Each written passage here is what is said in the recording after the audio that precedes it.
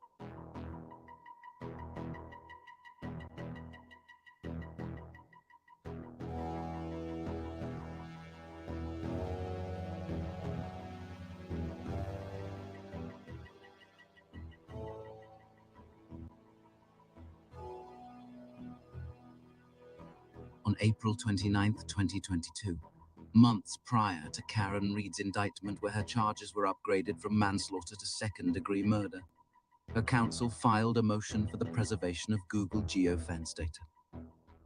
In that motion, the defense formally requested that the Commonwealth preserve all records corresponding to the location of 34 Fairview Road for the time period of January 28th to January 29th. The entire day preceding and following John O'Keefe's murder.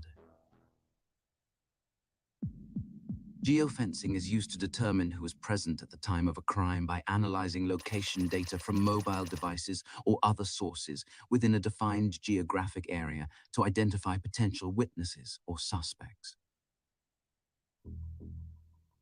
We still lack a precise record of who exactly was inside the residence and at what times on that fateful night, and geofencing could conclusively resolve these uncertainties.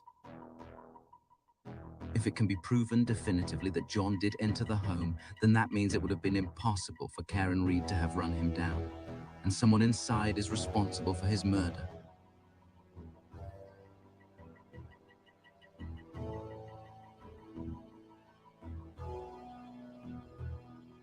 On May 13th, 2022, Trooper Proctor forwarded a preservation request to Google's Law Enforcement Compliance Department.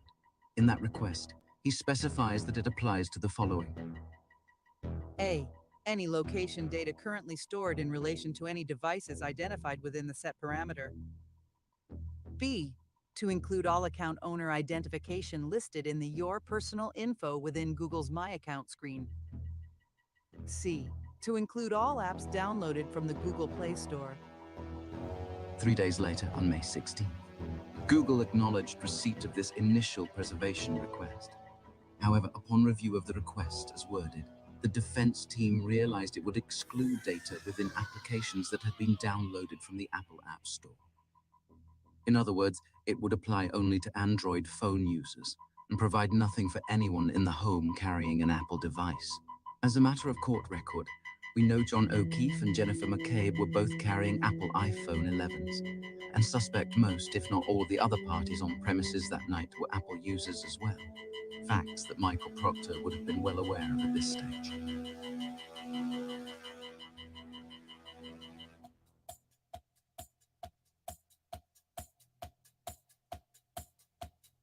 On June 7th, 2022, Karen's defense team demanded proof from the Commonwealth that the preservation request had been amended to include all smartphones and received by Google. On June 8th, in response, Assistant District Attorney Adam Lally did forward them an email record of receipt from the company. However, shockingly, it was the receipt from the original request referencing only Android devices. Again, out of profound frustration and heightened suspicion, the defense team sent an email to Lally on June 8, 2022, asking that any future communication with Trooper Michael Proctor concerning this evidence also be forwarded to the District Attorney's Office as a precaution against perceived misconduct. Despite taking that precaution, on August 4th, 2022, Michael Proctor submitted an addendum to Google for the geofence application, which reduced the requested timeframe from the initial full days of January 28th and 29th to just 12 to 6:30 a.m., a mere 6.5-hour window, instead of the original 48-hour period ordered by the court. Trooper Proctor further indicates that any records produced in response to the geofence warrant be provided directly to him and no one else, appointing himself as the sole gatekeeper of this evidence with the power to determine its relevancy.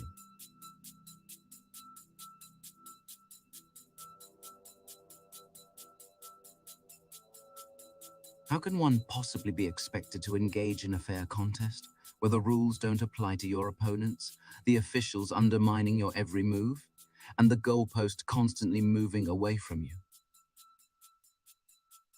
This was the dark and desolate road that Karen Reed had been traversing alone for over a year. Then something happened that no one expected. On April 18th, 2023, Aidan Kearney set off a nuclear bomb.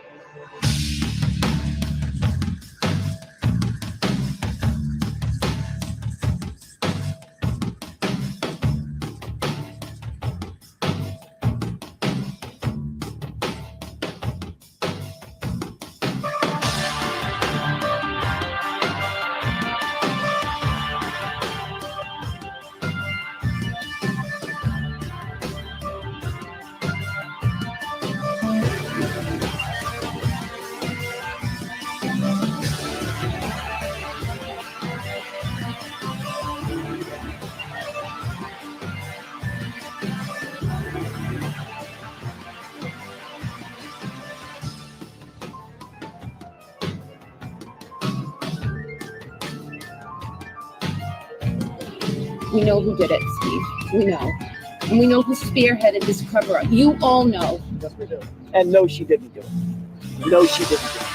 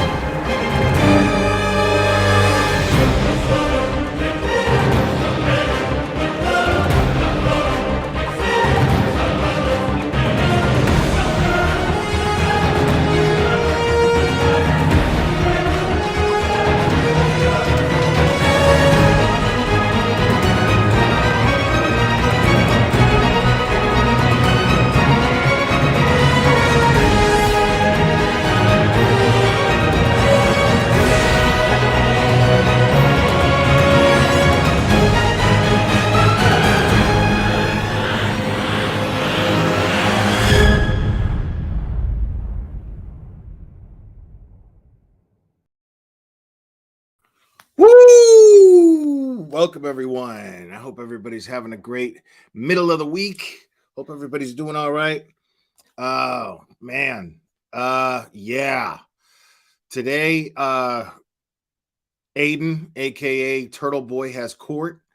Now, I don't know if I'm going to be able to actually stream it live, maybe just audio. What I'm not doing is signing on to the Zoom. I'm not doing that. I don't want to take any chances. So I'm not going to sign on to the Zoom and stream that.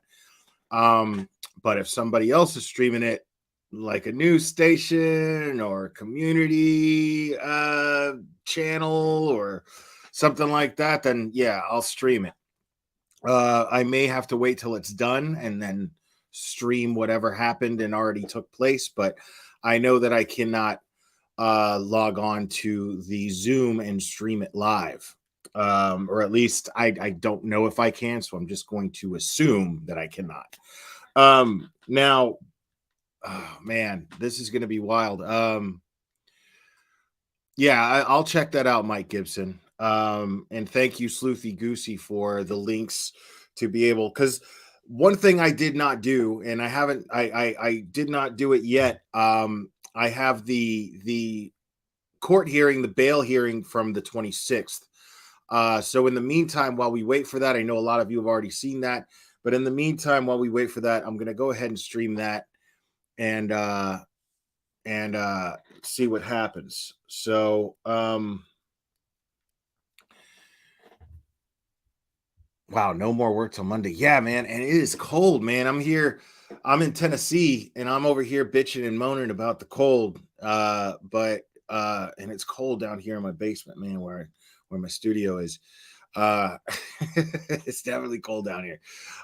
So I might end up having to put on a jacket in a minute. But I got hot coffee as usual. And so we'll see what happens. But I feel like a bitch complaining about the cold when I know Canton and Massachusetts, they got like snow right now, right? You guys are like cold enough to where there's flurries or whatever. So well, it's 1 degree where you're at, Mama Bear. Jeez. That's crazy. That's just crazy, y'all. All right. And yo, real quick, give it up for Microdots, people. Microdots made an amazing video, dude. Like that video is something else, people.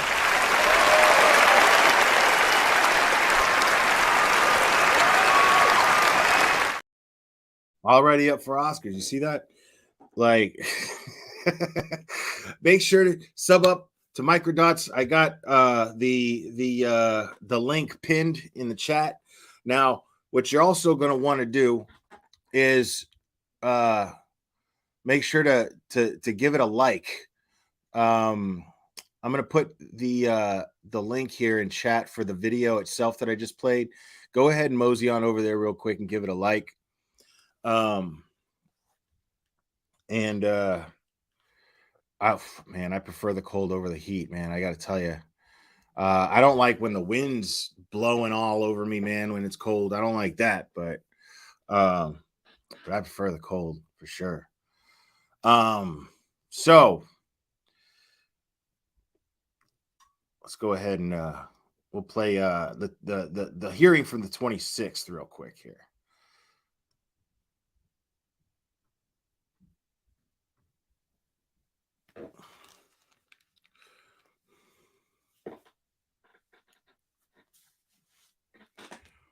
All right, for the board, please.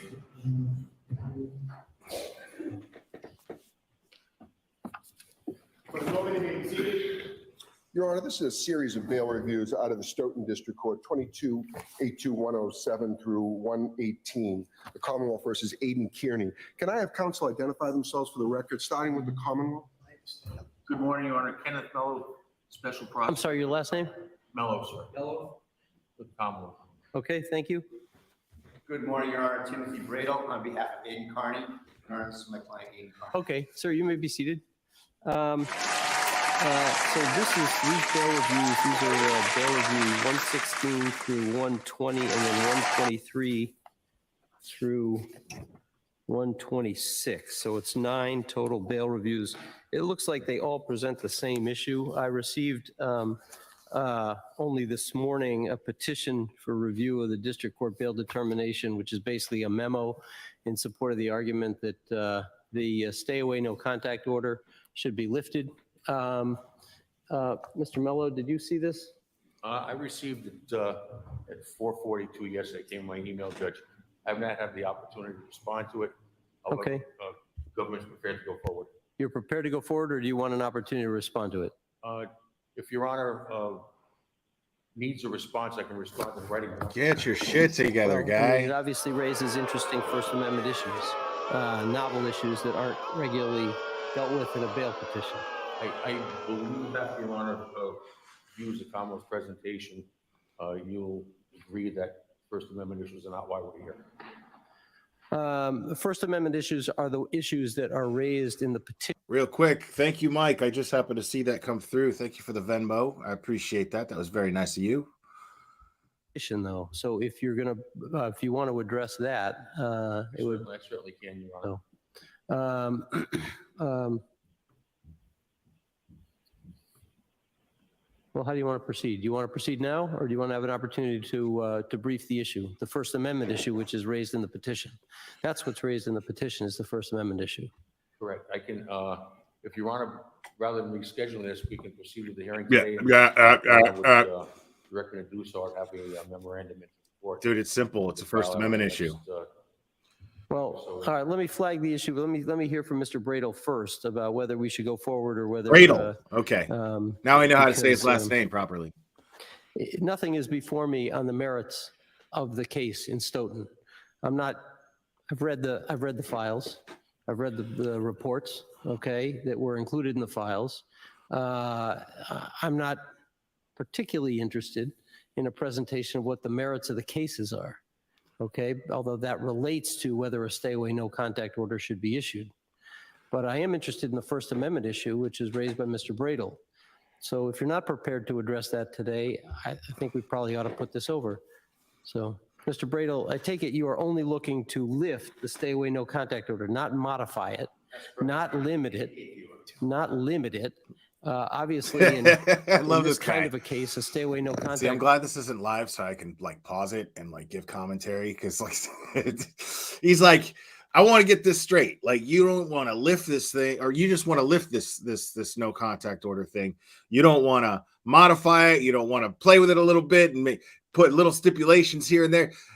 Mr. Bradel's like, fuck no. I want that shit lifted. Okay, it's a violation of my client's constitutional rights, and I want the shit lifted. That's what I want. Period. That's what I want. No, there's no negotiating here. Like, homeboy is being railroaded, and I'm here to make sure he doesn't get railroaded. So, lift it. Contact order would be almost automatic. And the only reason that I think there is any basis to challenge it in this instance, it seems, is the First Amendment issue. Sure. So, Judge, if I may, here's my take on this. The government brought these charges. They're, in our view, they're unprecedented, and the government ought to have been prepared to defend their suppression of the First Amendment. And, as the court's aware, by statute, the defendant should be taken before the Superior Court even that day, the statute says, if possible, and or the next day, and that's by statute. And in this case, certainly there's novel issues. So we took a few extra days, and I certainly don't object to that. Don't have a problem with it. All right. Well, I'm not dealing. The issue of delay and timing. I mean, you filed an appeal on the 18th, petition for review of the decision, which was a week after it was issued, and you only filed your brief or petition, your memorandum raising the First Amendment issues, which was an 11-page document. Well, maybe it's less than that, 8 pages, something like that, memorandum after we closed for our business yesterday, and I only read it this morning. So I understand the importance of the issues. I'm happy to have the Commonwealth brief it adequately. I'm happy to have you give me any cases that you say justifies the withholding of a stay away, no contact order in the context of a witness intimidation case. Sure. Where there are First Amendment issues involved. But the issue of timing is not really particularly relevant given the timing that the defendant chose with respect to seeking review of the no contact order. So if I may, Judge, my thought is that 99% of these bail reviews, nothing gets filed at all. So I took advantage of the delay in being able to get into court to file something to assist the court. So I feel badly that it may cause delay for my client. Most of the time, the parties just come in and argue without the benefit of a memorandum. And here, I spent some time to try to get a memorandum to the court and to counsel as best I could. It's a thorny issue. It's a novel issue. It took quite a bit of work to kind of get something together. And, I certainly didn't want to give it at the last minute, but that's, life gets in the way, and I finished it. As soon as I finished it, I hit send. All right. And, so I want to ask the court to look at it as an addition, a help to the court, not something that should cause delay for my client. Usually we don't have these at all. So I filed something to, assist the court. Do you have a case? Do you have any case where in a witness intimidation context that raised First Amendment issues, a stay away, no contact was not issued or was viewed as overbroad? Well, I think the Brangen case, Judge. Brangen involves detention, right? Right. But Judge Lenk, she talks all about the constitutional issue here, about how these orders need to be narrowly tailored. They need to serve only a compelling state interest. Is that Auntie? And, we're not here asking. What is it y'all call her? Auntie, whatever, like the judge in the Karen Reed case? If he can, y'all kill me, play dude. softball on Saturday. I was in Suffolk Superior yesterday asking a judge there to let a guy go work at a restaurant beyond his curfew. This is a totally different animal. Auntie Bev, that's it. There are, to answer your question, there are no cases right on point in Massachusetts about journalists and witness intimidation and the First Amendment. So you have to look to analogy. And I think, as I stated in my brief, Judge, O'Brien v. Borowski, I'm going to predict that's going to be the law on this, is O'Brien v. Borowski.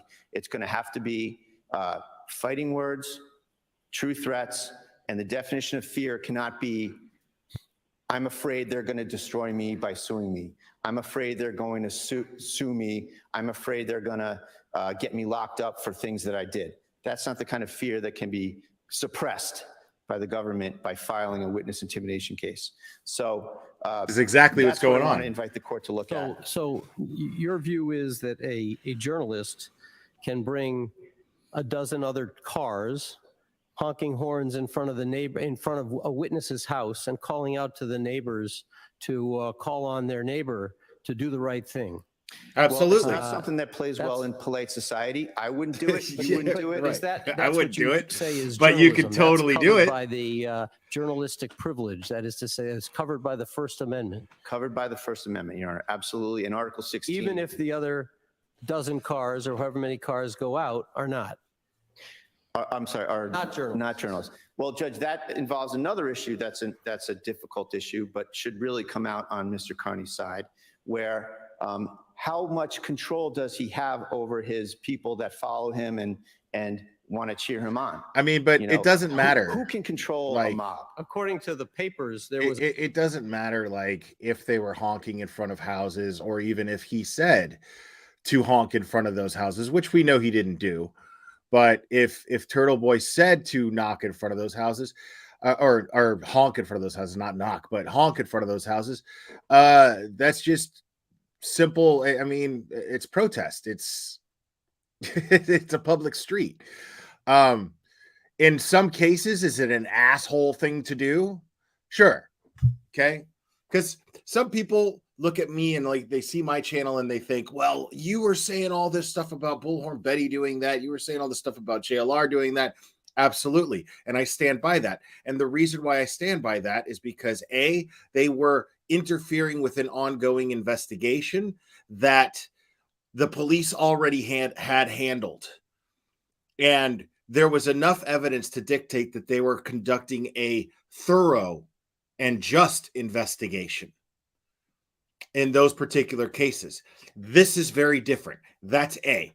B is, even if they had gotten arrested simply for that, I would have called them assholes the way that I did, but I would have said, hey, they aren't breaking the law though. And it's a real slippery slope if we start wanting them to be locked up, and we'll just take their constitutional rights being violated in the process because we think that they're assholes. See, that doesn't work that way. That's not how America works. That's not how me as a patriot, I work. The bottom line is, if Bullhorn Betty would have gotten arrested for screaming through a bullhorn on a public street, I would have been advocating for her right to be able to do so. I would have still called her an asshole for the reasons why she was out there in the first place, but I would have still protested, used my platform to protest against the fact that her civil rights were violated. I would have absolutely done that. And I will still do that to this day, if that's the case. Same with JLR. And I can't fucking stand JLR. I think we got a super dad. Super dad. I think we got a super dad. Super dad. Super dad. Super dad. Dad, dad, dad, dad, dad. I think we got a super dad. I think we got a super dad. Thank you, Darcy Miller. I appreciate it.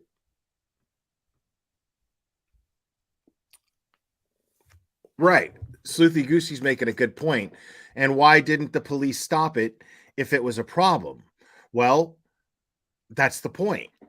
is it wasn't a problem because the police in the Quentin Simon case and in the Summer Wells case had nothing to hide. They didn't have anything to hide. They didn't have any reason to get to that point of defense of being defensive. So all that tells me is, considering the reasons why Bullhorn Betty and JLR were out there doing what they were doing, and they didn't get any type of legal action taken against them whatsoever. No criminal action was taken against them whatsoever. Tells me that the police were simply confident in the fact that they were doing their job and they were staying focused on the task at hand, which was finding Summer Wells and finding out what happened to Quentin Simon. They were absolutely engaged in this particular focus. This tells me that they have a lot to hide. This tells me that the Massachusetts Staties have a lot to hide here. This tells me that they feel threatened. This tells me that they feel, and I don't mean threatened like their lives are in danger. I mean, they feel threatened in the sense that their little cover up, their little sweeping shit under a rug and doing it in such a lazy fashion means that they're scared of somebody taking a microscope into how they investigate a murder. The murder of a police officer. They're worried about that. They are scared of this. It is obvious. Now, hold on. Let me check on something real quick, folks. All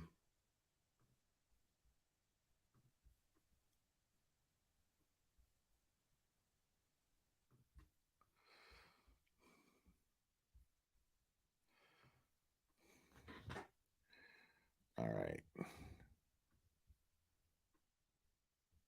No, not that.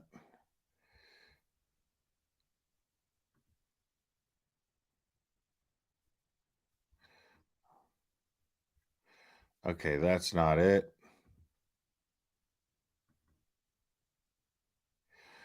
All right. They're not showing it yet, but it's going on right now. So, I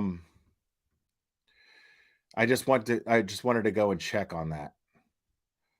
But we'll continue until this wraps up. We'll continue until there's some audio at least made available. On the merits of the case in Stoughton. The stay away, no contact order, not the, you give me any cases that you say justifies the withholding of a stay away, no contact order in the context of a witness intimidation case. Sure. Where there are First Amendment issues involved.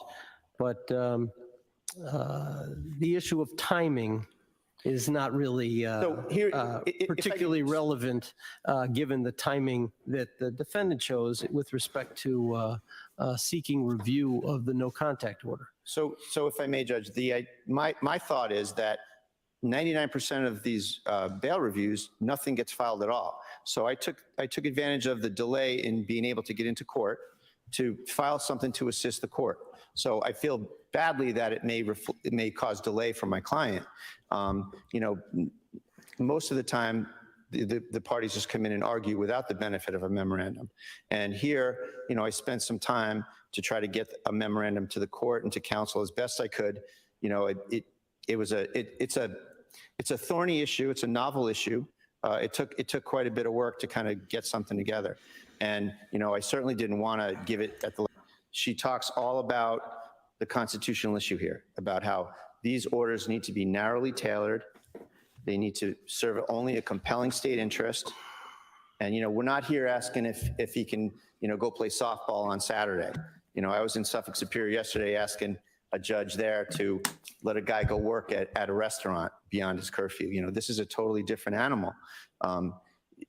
There are, to answer your question, there are no cases right on point in Massachusetts about journalists and witness intimidation and the First Amendment. So you have to look to analogy. And I think, as I stated in my brief, Judge, O'Brien v. Borowski, I'm going to predict that's going to be the law on this, is O'Brien v. Borowski. It's going to have to be fighting words, true threats, and the definition of fear cannot be I'm afraid they're going to destroy me by suing me. I'm afraid they're going to sue me. I'm afraid they're going to get me locked up for things that I did. That's not the kind of fear that can be suppressed by the government by filing a witness intimidation case.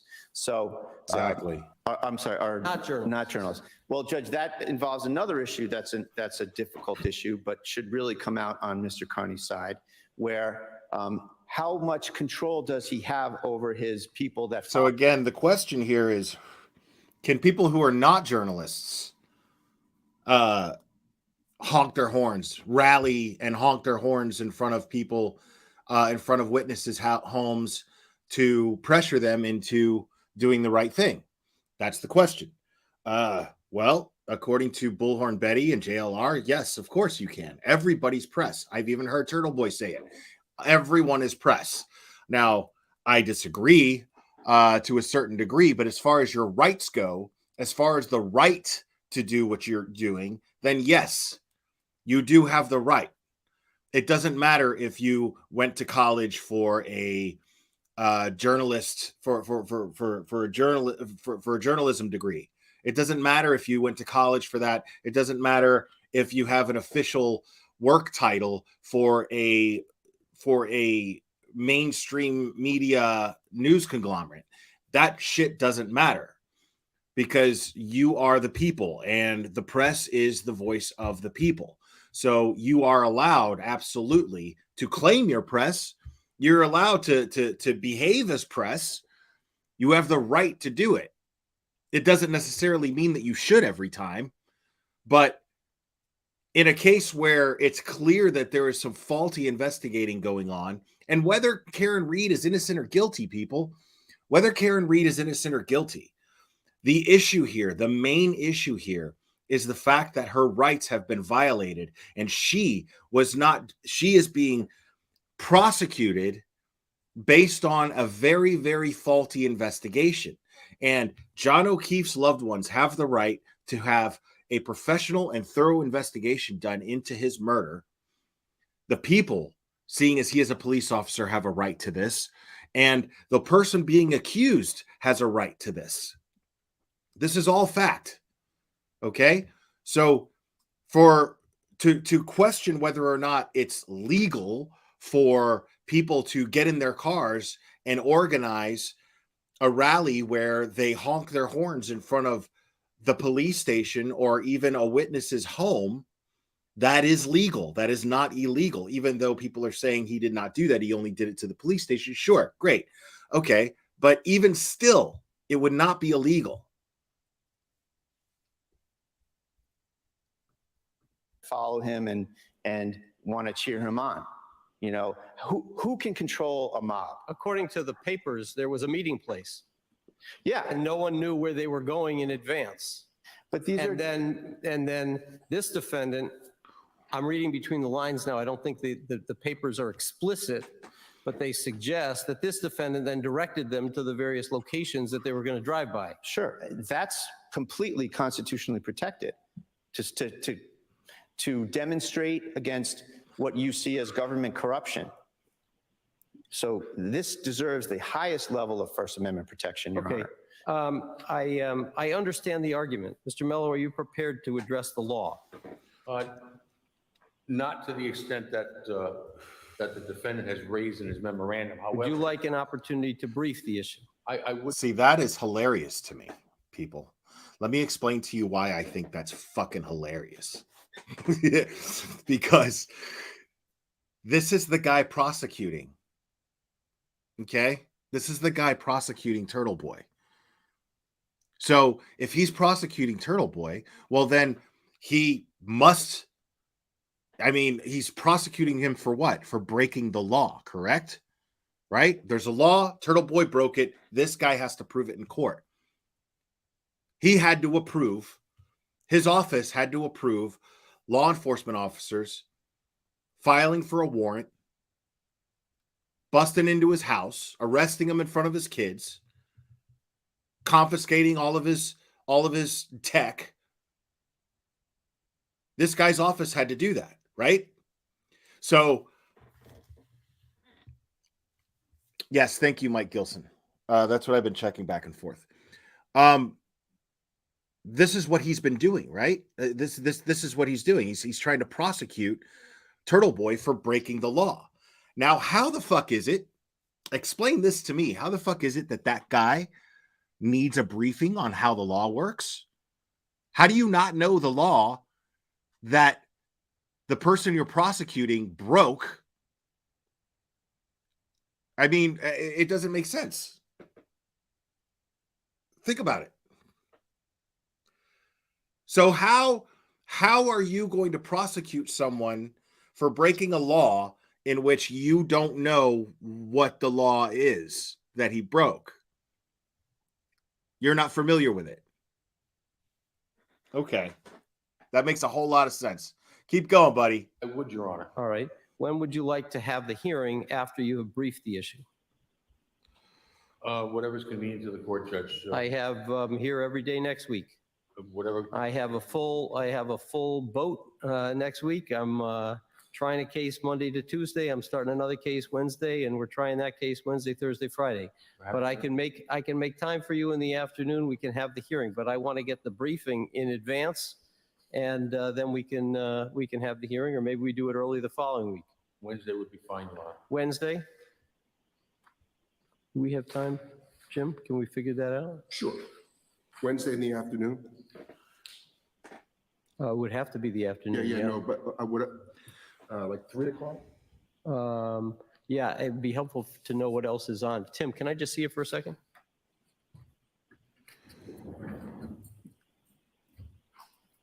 So you got to understand that these court proceedings, they're like a game of chess. This is just another move. So, like, I mean, already it's a bad look to this judge.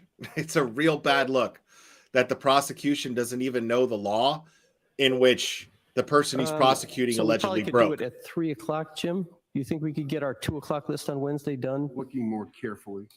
I don't know if Mr. Bradle's available Wednesday. This is November 1st, Your Honor? Right. That's fine. We'll be impaneling that morning, and I know we have a list of some significance in the afternoon. There are 12 things on in the afternoon. Do we have any pleas or things that might be a little longer? There's that 3 co-defendant Georgian case. Oh, that's not going to take that long. Okay, that's not a problem. Okay. Yeah. All right, so why don't we put this on for Wednesday at 3 o'clock? You can get me whatever you want to give me by close of business on Tuesday. Which would be today, Okay, and but you can submit I'm it by having a little email, trouble, folks, so that I get it ASAP, okay? because I have a anything else? website. I have a website Okay, we'll see you when. 11/1/3 that PM. had it scheduled, Thank but all they're showing is this. Goodbye.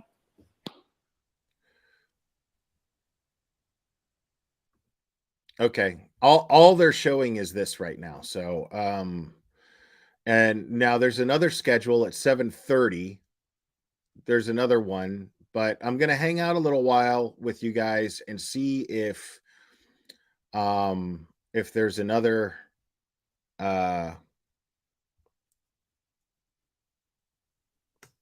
hold on. I don't think so.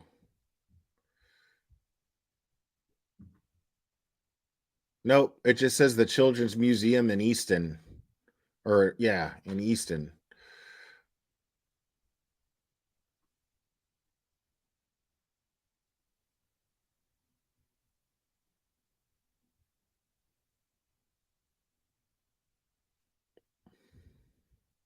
Let me check the Facebook group. See what anybody's posting in the Facebook group.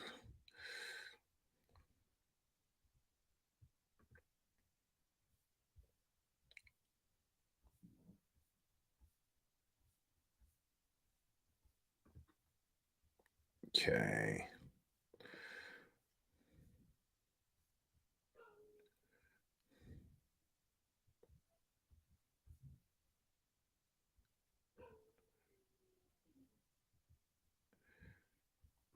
All right.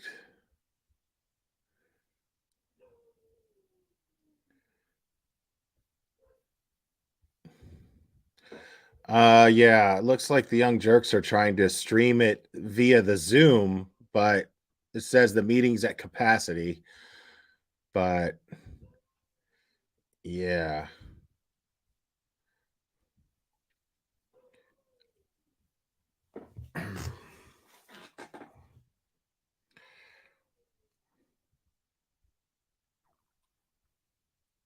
Let's see what Boston 25 posted.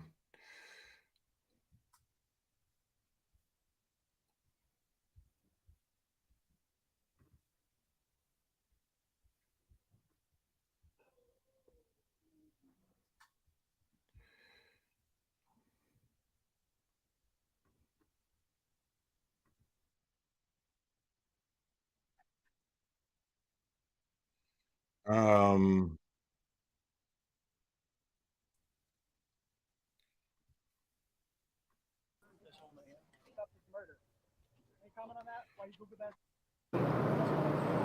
This is only 23 seconds long, but this is all I got so far. This is Boston 25, Raven Knight. Let me get rid of that replay banner.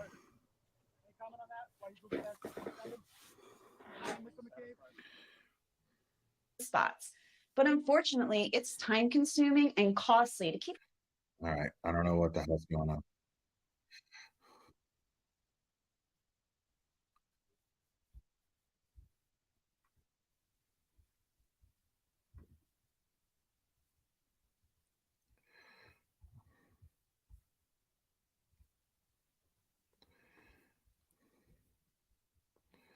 Yeah, I don't have anything from Boston 25 yet, but I'll keep refreshing.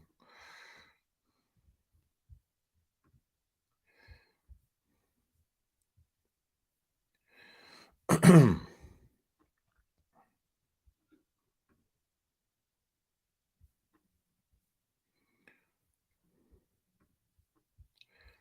right. I tried the community television thing. It's not happening. I'll try it again.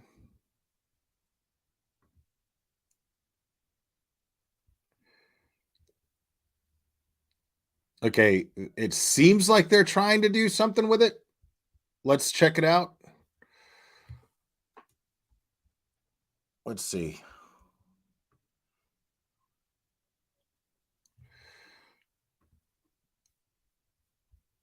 All right. Let's check this out. This is live.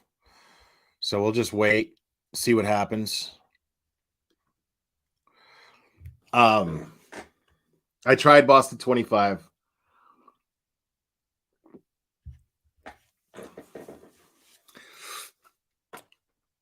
Yeah, it might not be for another 5 minutes, and we may not even be able to hear anything. Who knows? But it looks like whoever's in that community, they definitely are interested in what's going on here. It looks like something's happening. Let's take a look. I don't know what this is, but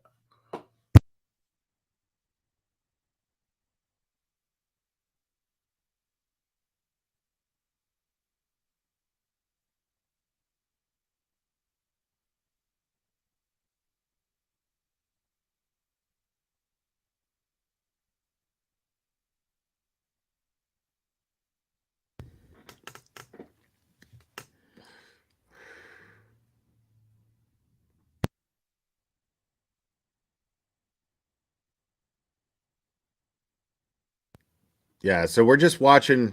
We're watching the pub stream, the public site for Canton, I guess, for the community. And I guess what they're trying to do is just join. Maybe state championship. That's maybe in the pictures. I hope so.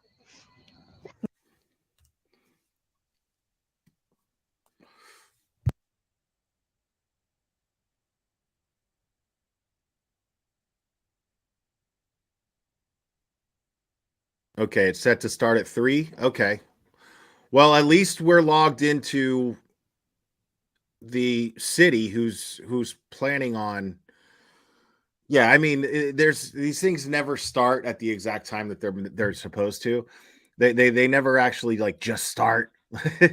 Like people have to get their shit together and then everybody has to show up and then they have to just be like, "All right, is everybody here? Are we ready to go?" Like it's just how that goes. It's like if there's a show with a band that you like scheduled to play at 3 p.m. on the dot and you know the drummer can't find his stick bag. Well, then you got to wait. Don't you got to wait? You got to wait.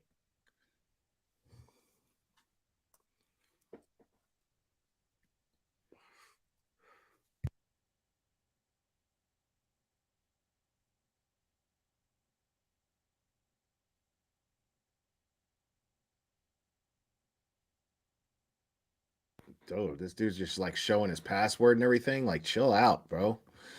Like, you realize everybody can see you. You have to change your password.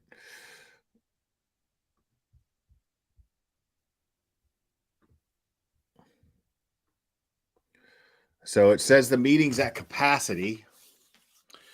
So what I'll try to do is I'll just try to hang out with you guys.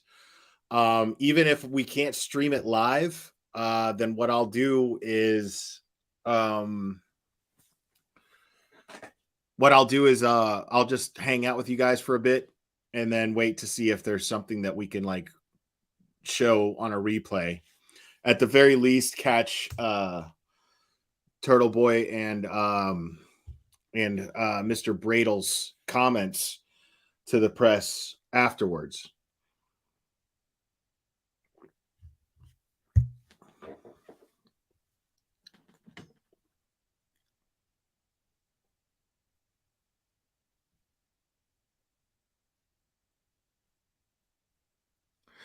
Yeah, that's probably why they just keep trying, because they're hoping that somebody bails out and they can log in.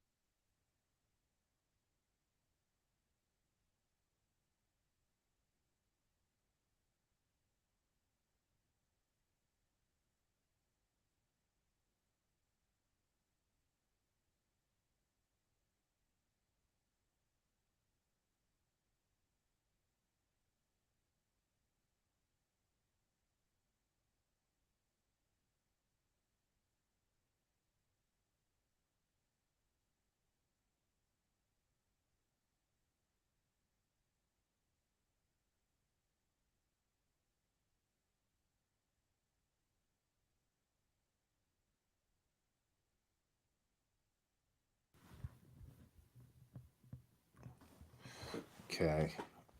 Yeah, I guess we're just going to have to wait. Hopefully. I mean, just like, hello. Hello.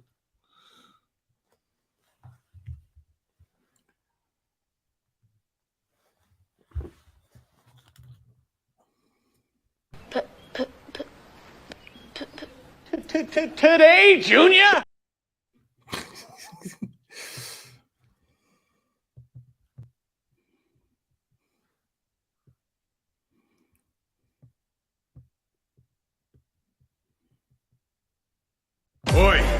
cunt.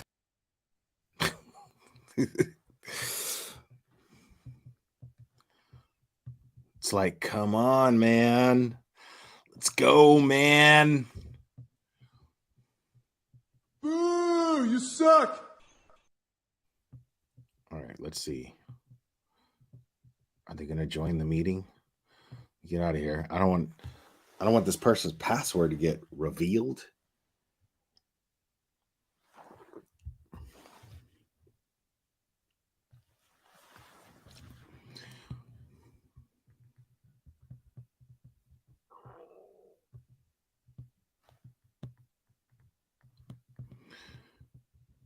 All right.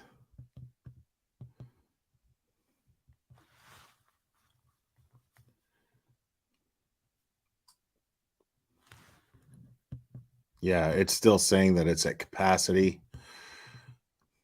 I mean, bless their hearts, man. They're trying. They're trying.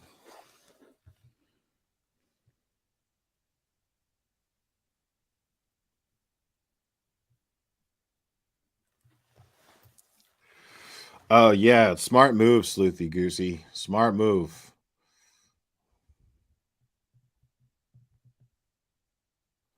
Let's see. I'm refreshing Boston 25 news, but still nothing. Still nothing.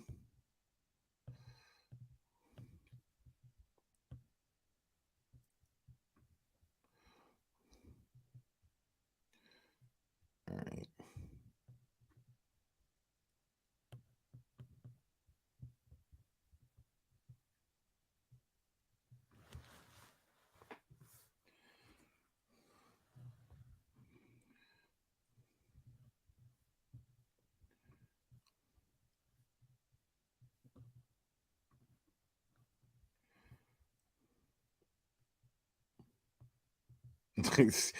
Just looking at some of the posts here, like somebody was like, "This judge sucks." Like I'm in the Facebook group.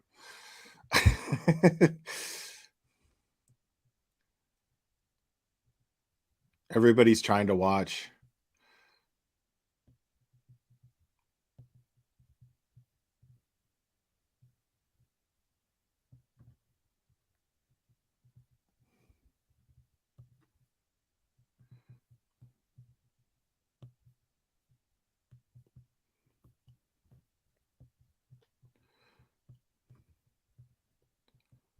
Yep, it's just still saying that meetings at capacity. It's like they're giving up. Don't give up. Keep trying. Don't give up. But yeah, the Facebook group is basically just doing this. Everybody's dealing with the same thing I'm dealing with and we're dealing with here. Oh, wait a minute. Let's see what we got here.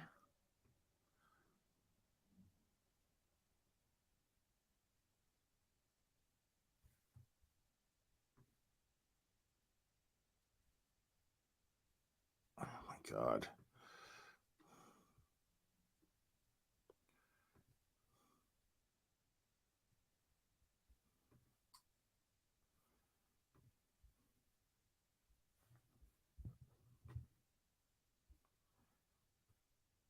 All right, you got something else here.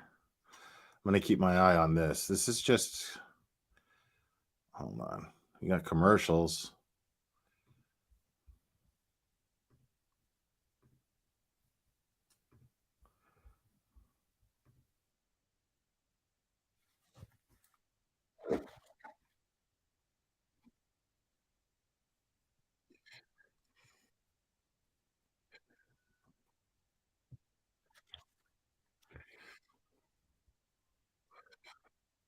Yeah, I had to turn off my ad blocker for CBS, so we'll see. Let them get through their ads. Yes, I got it. Thank you, Sleuthy. Appreciate it.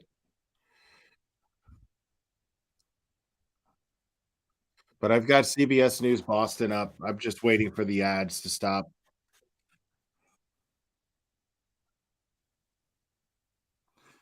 It's just nothing but ads. So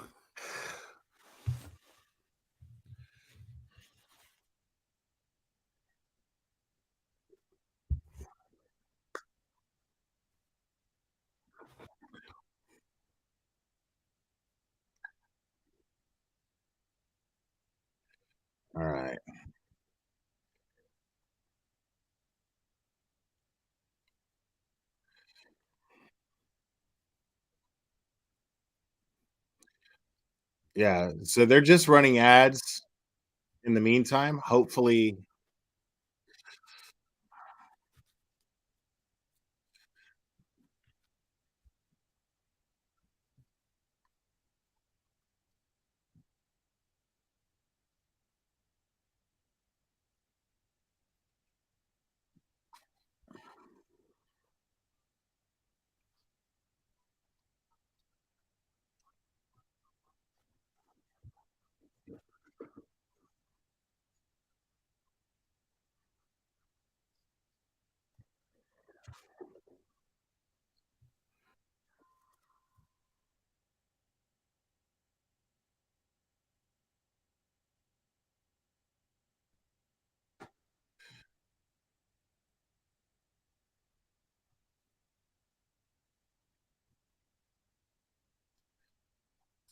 no, he doesn't. So I have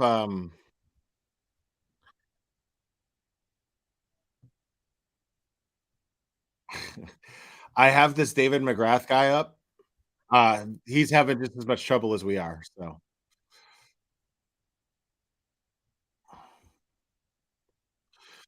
I mean, there's weather playing Sleuthy, so either it just hasn't started yet, or nobody can get in.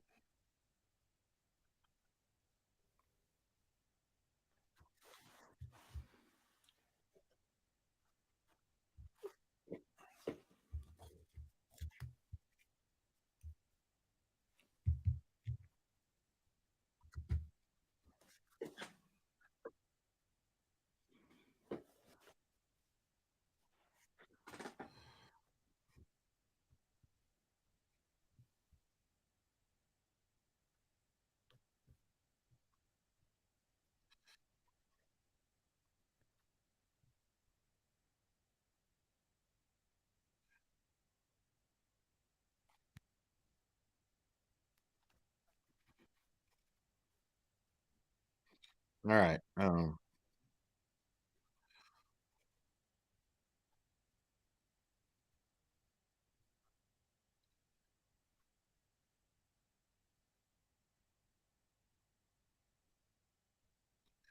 Oh, we got something here. We got something here, folks.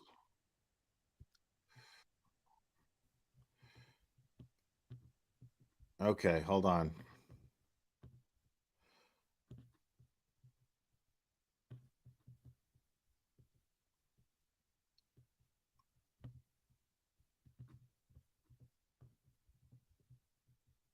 Approach these individuals.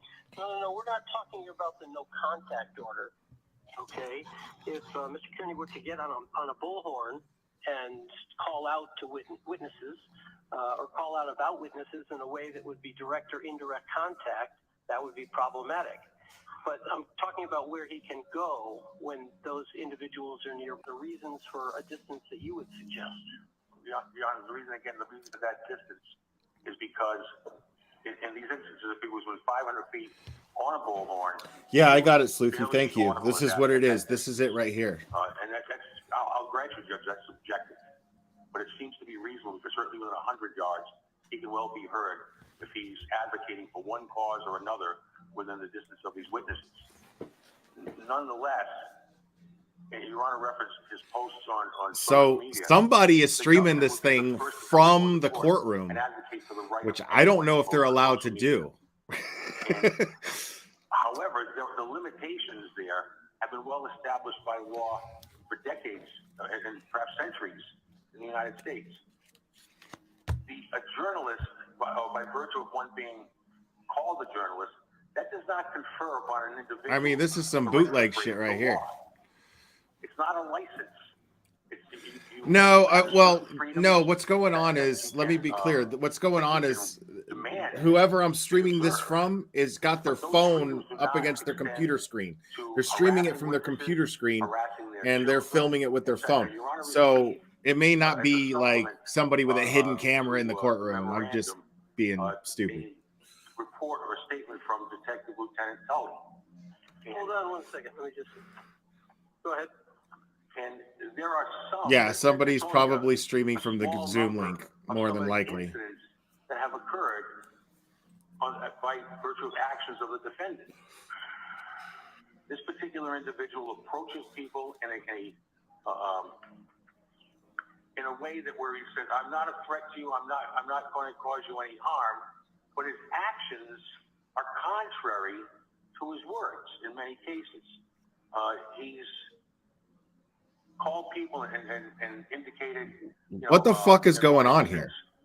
To one of the witnesses, has advocated on his pages, his web pages, has advocated for people to call the employer or to post on the employer's website, clearly intending to cause some economic harm to that witness and jeopardize her job, hoping that, I would say by extension, you could assume that they would hope that the employer would come down on that particular witness. I don't know who's talking live and who's not right There now. are other instances where he's There's like two advocated things for people to going through business of this an right here. individual witness and order things Unless and seemingly not pay for them.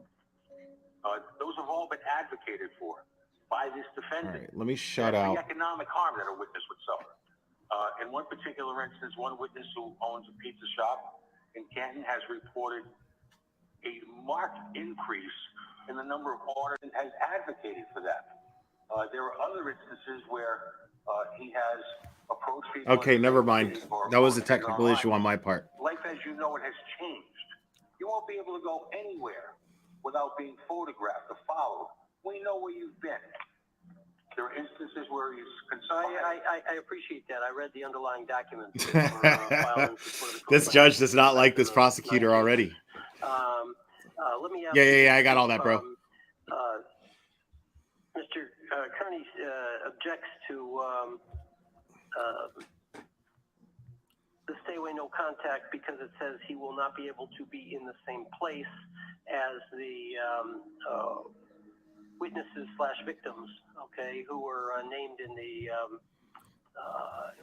9 counts in the Stoughton District Court. Do you agree that he should be allowed to attend proceedings in the Reed case here to the extent he is conducting reasonable journalism? Yes. Okay, so we should we should allow him to attend. What's those reasonable hearings, and journalism? that should be made clear in whatever conditions are set. And Commonwealth would agree to that, Joe. Okay, all right. So that would be an exception to, if I were to select 500 feet, to the 500-foot stay away condition, so that he could attend court proceedings. Yes, Your Honor. Okay, if I adopted the 500. Okay. Anything else you want to add? No, Judge. Other than for the fact that in this case, and I don't need to repeat myself, the representation that this is in any way stifling the journalistic activity does not carry any weight, Your Honor. There are 2 statutes on the books, particularly that have been violated more than anything else, and that is the statute of harassing and intimidating witnesses and their family members, as well as protesting or organizing, etc., around their homes, and that's as precluded by 13A. And you can't hide behind the shield of a journalist to break the law. And an example I have thought of is, if this particular defendant were following a story, an allegation that a bank in the community was passing counterfeit currency, would not give him the right to break into that bank and to break into the vault. He hasn't broken into nobody's house. What are you talking about? On the books that precludes that, prohibits that. Same here with intimidating witnesses, Your Honor. No, it's not. No, it's not. Okay. Thank you, Judge. I'm going to get something from Mr. Bradel. What a pile of shit. Plus or minus. I will take the matter under advisement, taking a little while to take a look at whatever Mr. Bradel submits tomorrow, but I'll take the matter under advisement. Okay? Your Honor, may I address just a couple of things raised by the Commonwealth? Sure. Mr. Malley, you can have a seat if you wish. Thank you very much, man. Just Yeah, there we go. That's my boy right there. Sure, go ahead. That's my boy right there. If Your Honor is going to accept additional evidence The only additional evidence I can accept is a copy. Wait, that wasn't me. That's whoever I'm streaming did this. All I did was add an applause track. This is not paused at all.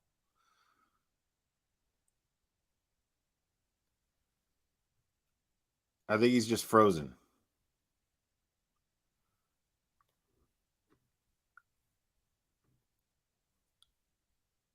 Okay, that was not me. I'm going to refresh. I do have one point. Sure, go ahead. I refreshed. If Your Honor is going to accept the Objection to take them. Here we go. At the same time, I take something from Mr. Bradle. Mr. Bradle, what's your view on that? no problem, Your Honor. Okay, if you want to submit We're some good. video clips for me to watch, you can submit them to me by close of business tomorrow as well. Thank you. Okay? Okay, Mr. Bradle, go ahead. Thank you very much, Your Honor. I wanted to address the quote that you brought up that sort of out of context sounds like it's something that might trouble the court.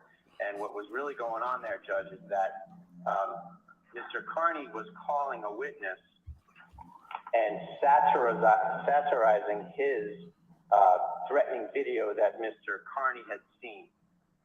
And Mr. Carney was mocking that and repeating that back to him, what was said by the witness, roughly stated. And he then shifted in that conversation into leaving a message about the Reed case, asking journalistic questions about the case. So that's what's going on there. There was no attempt to threaten or I mean, it's all on video. Intimidation statute by satirizing the witness's own statements back to him. So what the intent was will be for a jury to determine. I'm faced with the statements. Okay. Sure. And I just wanted to give context in terms of there's a number of factual disputes about what's going on here. The government, I'm sure there are. And the government says that he videotaped the interior of witness homes without their permission. Judge, walking up to someone's door, knocking on the door while the camera's rolling happens all the time in journalism. And if the door's open, you're going to see inside the house. People can put up a no trespassing. You couldn't even really see. The door shut. But All if you saw was a someone walks up to the silhouette. door, if a journalist walks up to the door with news cameras without any no trespassing signs, that's protected by the First Amendment. If something inside the house that's open to plain view from the street gets videotaped, that's not a crime. That's not witness intimidation. Protected by the First Amendment. This is a series of things that the government cites, just flatly cites behavior and expects a court to look at it and go, yup, that's witness intimidation. It's not witness intimidation. It doesn't satisfy the First Amendment. The standards in O'Brien versus Borowski for harassment, Your Honor, they have to apply here. They can't not apply. So I'm asking you to apply those. And whenever you look at any of these factual nuggets that the government wants to say is witness intimidation, they abjectly fail under O'Brien v. Borowski, under the First Amendment, and they should not be credited as witness intimidation. And again, this goes back to the merits of the case. Harassment is one provision of the witness intimidation statute. Yes. But willfully threatening or attempting or causing physical, emotional, or economic injury to witnesses is another element of the witness intimidation statute. Yeah. When you publicize somebody who is the wife of an investigator's job and say, and you say to my followers, call this job and let them know what you think about her. Or I don't think that's the way it's phrased. I think it's more like, there are these open websites.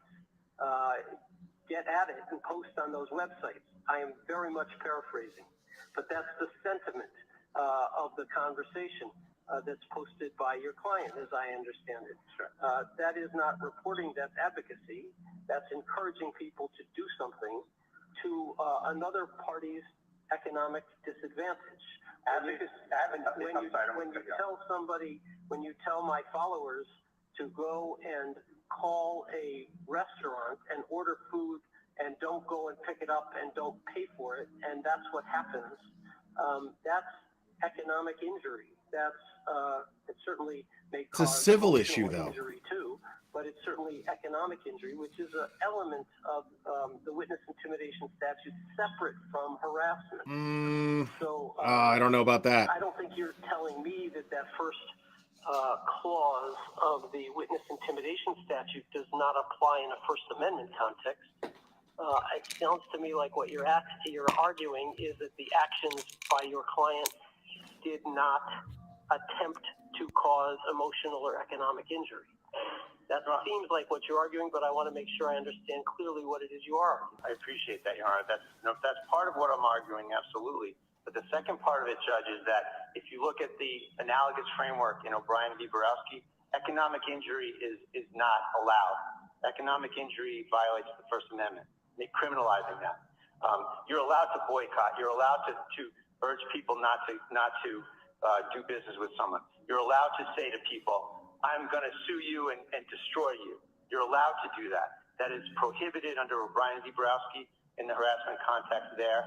There's no reason why that shouldn't be applied here, Your Honor. Okay, are you aware of any situation where that case's description, that case's ruling in the 258E context was applied to the witness intimidation statute to say that nothing other than what constitutes actionable harassment under 258E can be enjoined or prosecuted or constitute a crime under the witness intimidation statute? There's no such case, Your Honor, and that's what I'm inviting this court to do.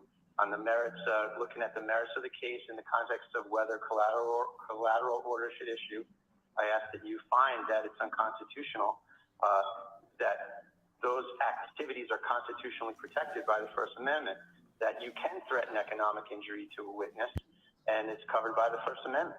Absolutely. That's Wow. why the court, Yeah. in the analogous context in O'Brien v. Borowski, truncated it to threats, fighting words, and the fear can only be applicable to bodily injury or property damage. There you go. Not economic injury. That's something for a civil court. That's something to be hashed out in the marketplace. What'd I say? I should have been a fucking lawyer. That's my position on that, Judge. The law there is going to become the law here, and I hope it happens in Dedham. I hope it doesn't have to go to Boston or Washington, D.C., but at some point, I have to urge the court that that's going to be the law here, that these statutes are incredibly overbroad. They inhibit freedom. They inhibit the First Amendment, and they need to be stopped. Okay, Thank you, Your Honor. Thank you. I'll take the matter under advisement. I'll get whatever I get tomorrow, and you get a ruling from me. See, he just wanted to get that on the record. Didn't matter what the judge thought of it. All right.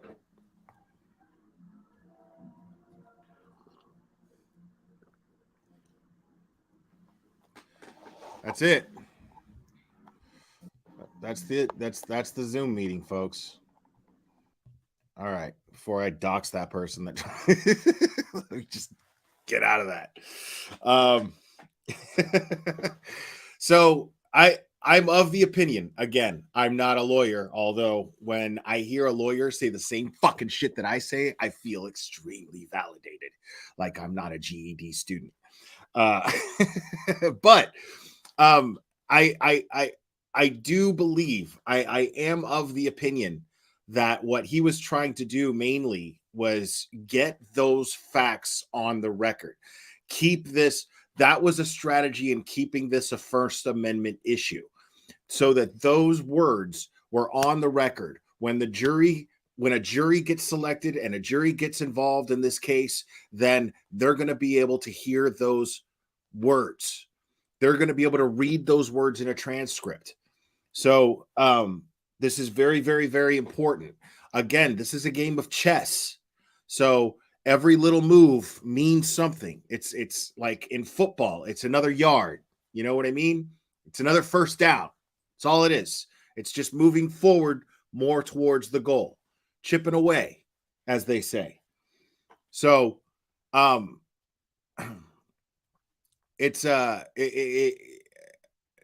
I see some people in the chat are saying things like, well, his lawyer's not that good. First of all, whoever said that in the chat said that before he even got up there and spoke. So how the fuck do you know how good his lawyer is?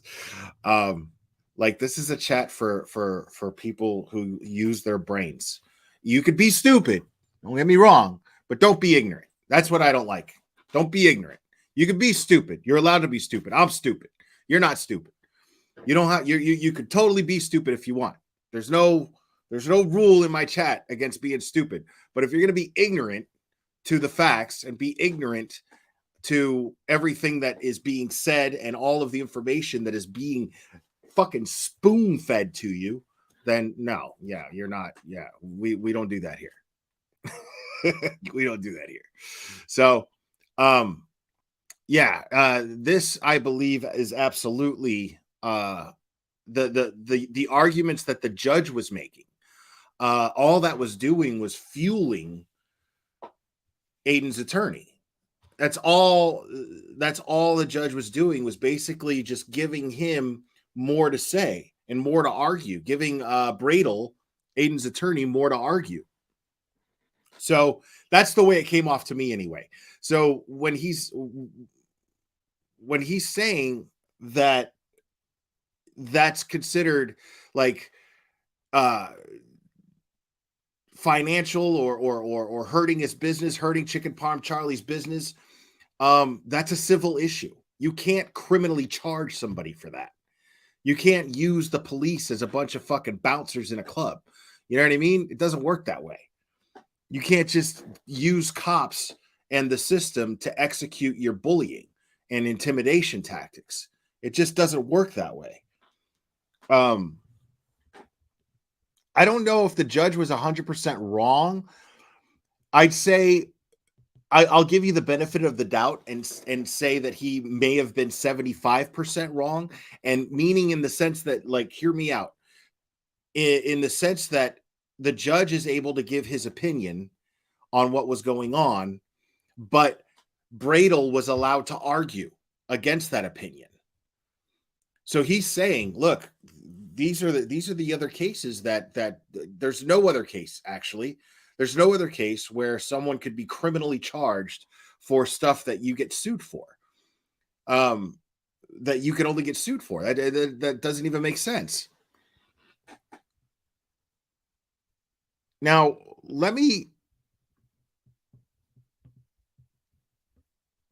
I'm going to keep CBS Boston up here.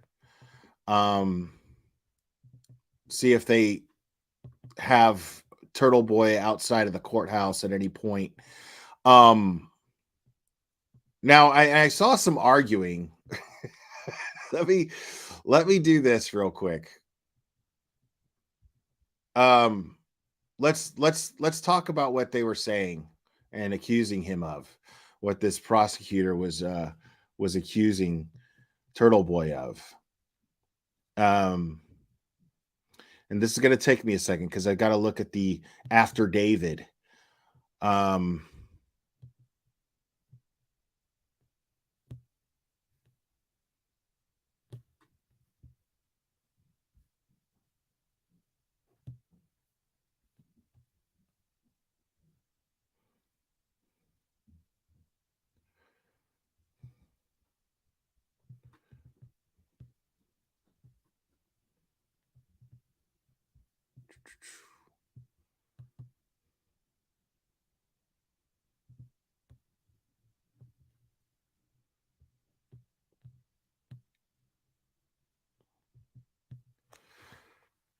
What I'm looking for is, because I know I went over it.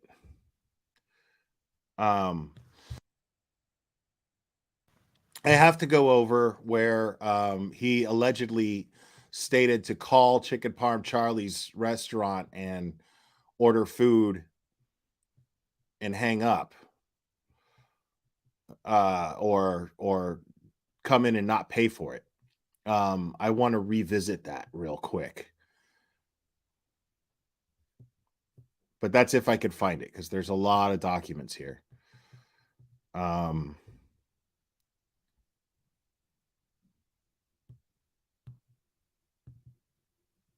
right.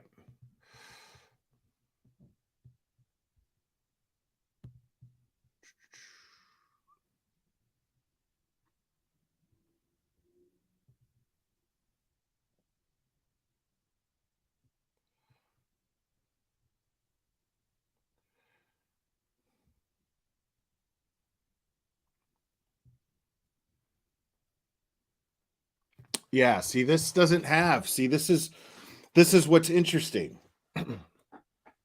This is what's interesting. This is why you don't remember it. Okay. I'm reading page 3 of 6 or page 18 of 70. And it says right here, since April 2023, Carney traveled to Canton on several occasions. On one occasion, Carney went to D&E Pizza, 618 Washington Street, Canton, which is owned by Chris Albert. Chris Albert and his wife, Juliana Albert, were there with John O'Keefe and Karen Reed prior to the homicide. Chris has been interviewed by investigators. During the visit to D&E Pizza, Carney confronted Chris Albert. Carney later stated on a video posted on YouTube for his followers to confront Chris Albert, order food from D&E Pizza with the intent of not paying for the food, and harass. Chris Albert stated that he has had a vast increase in the number of telephone orders not picked up and paid for since Carney made those statements on the YouTube video. Carney has made additional trips to D&E Pizza where he has held signs confronting people around in and around the restaurant. Okay, here's the thing about that is this is the one thing, okay, this is very important to pay attention to, folks, and I'll share this. This is the one thing, guys, that nowhere on here, this is number 9 right here. This is the excerpt that I just read. Nowhere on here does it have a video title or a timestamp for that, which is very interesting. And the judge pointed this out. Why would the judge point that out? Out of all the things, if the judge is making an argument of what's appropriate, what's inappropriate, what crosses the line in journalism, what doesn't cross the line, and he's supposed to look at evidence, sheer evidence. Why did he pick, of all the things to bring up, of all the statements to bring up? Because you're going to tell me, I mean, he's obviously well-versed. He's obviously familiar with all of the accusations, no? So, no, he's not. He doesn't need to prove a loss. He does in a civil suit. He would need to prove a loss. But these are criminal charges. So what I find fascinating is I did, 5 different live streams, folks. I did 5 different streams, people, where I went over every single video that was named in this affidavit and every single timestamp where they claim these things happened. Every one of them were taken out of context or had convenient parts of the video removed from the description in the affidavit. So why did the judge, out of all of the other ones where I could go, okay, well, let's look at that. I did 5 different live streams, people, 5, where I went over every single thing in this affidavit where it states a video title and it also has a timestamp and it has the quotes of what he supposedly said versus what he actually said in the video. And I played those videos versus what this thing says. I played them.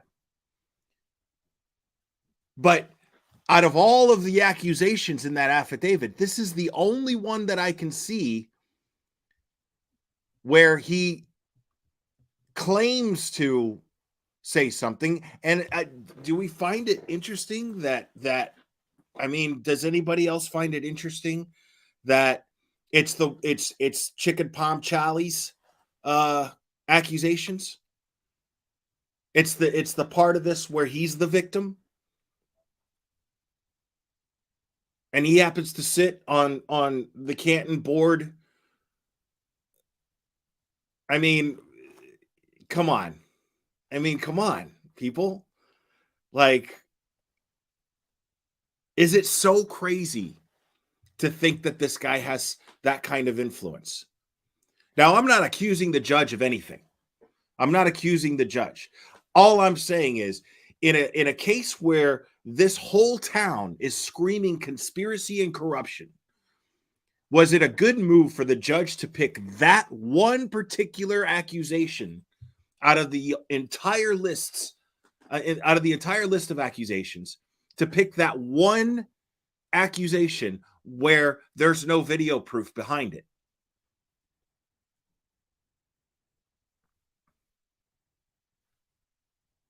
I'm just saying it was poor judgment on that judge's part, is all I'm saying.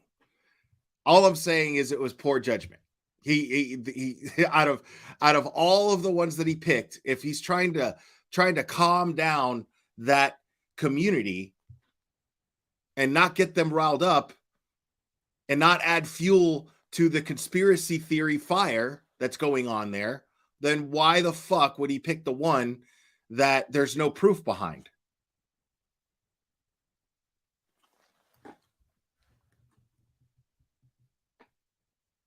Like, that's just pure hearsay.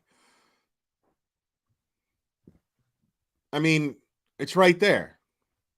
Carney later stated on a video posted on YouTube for his followers to confront Chris Albert, order food from D&E Pizza with the intent of not paying for the food, and harass. But there's nowhere that could be referenced to where TurtleBoy actually said that. There is nothing that could be referenced. There's no video title there, and there's no timestamp stated in that official court document. Explain that to me.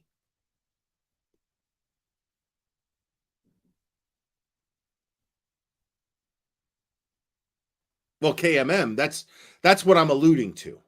Because as far as the court, I'm not saying it never happened. I'm saying, as if I'm on a jury, right? If I'm on a jury and Mr. Bradel brings this up to a jury, and I'm on that jury, and he says something like, well, where's the proof that he did this? Everything else has a YouTube video title and a timestamp, but this one does not. Why? The burden of proof is on the prosecution to prove that my client actually did these things, that he actually said this on a YouTube video. Why, of all things, is this the one thing that can't be referenced and looked into?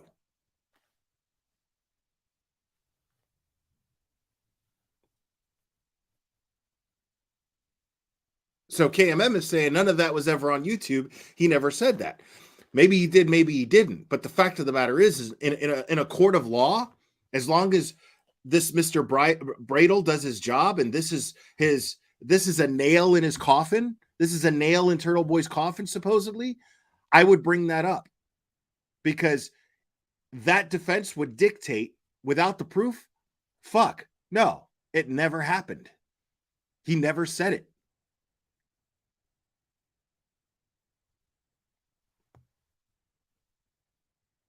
So, I mean, I don't know what they plan to accomplish here.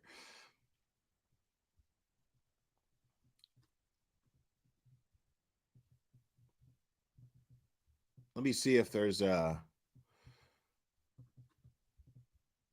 anything posted on Facebook here. Hold on.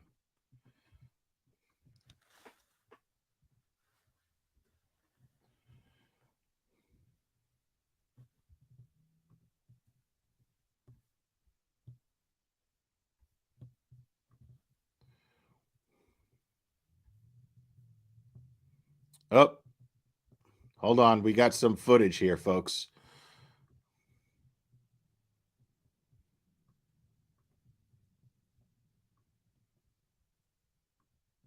Oh.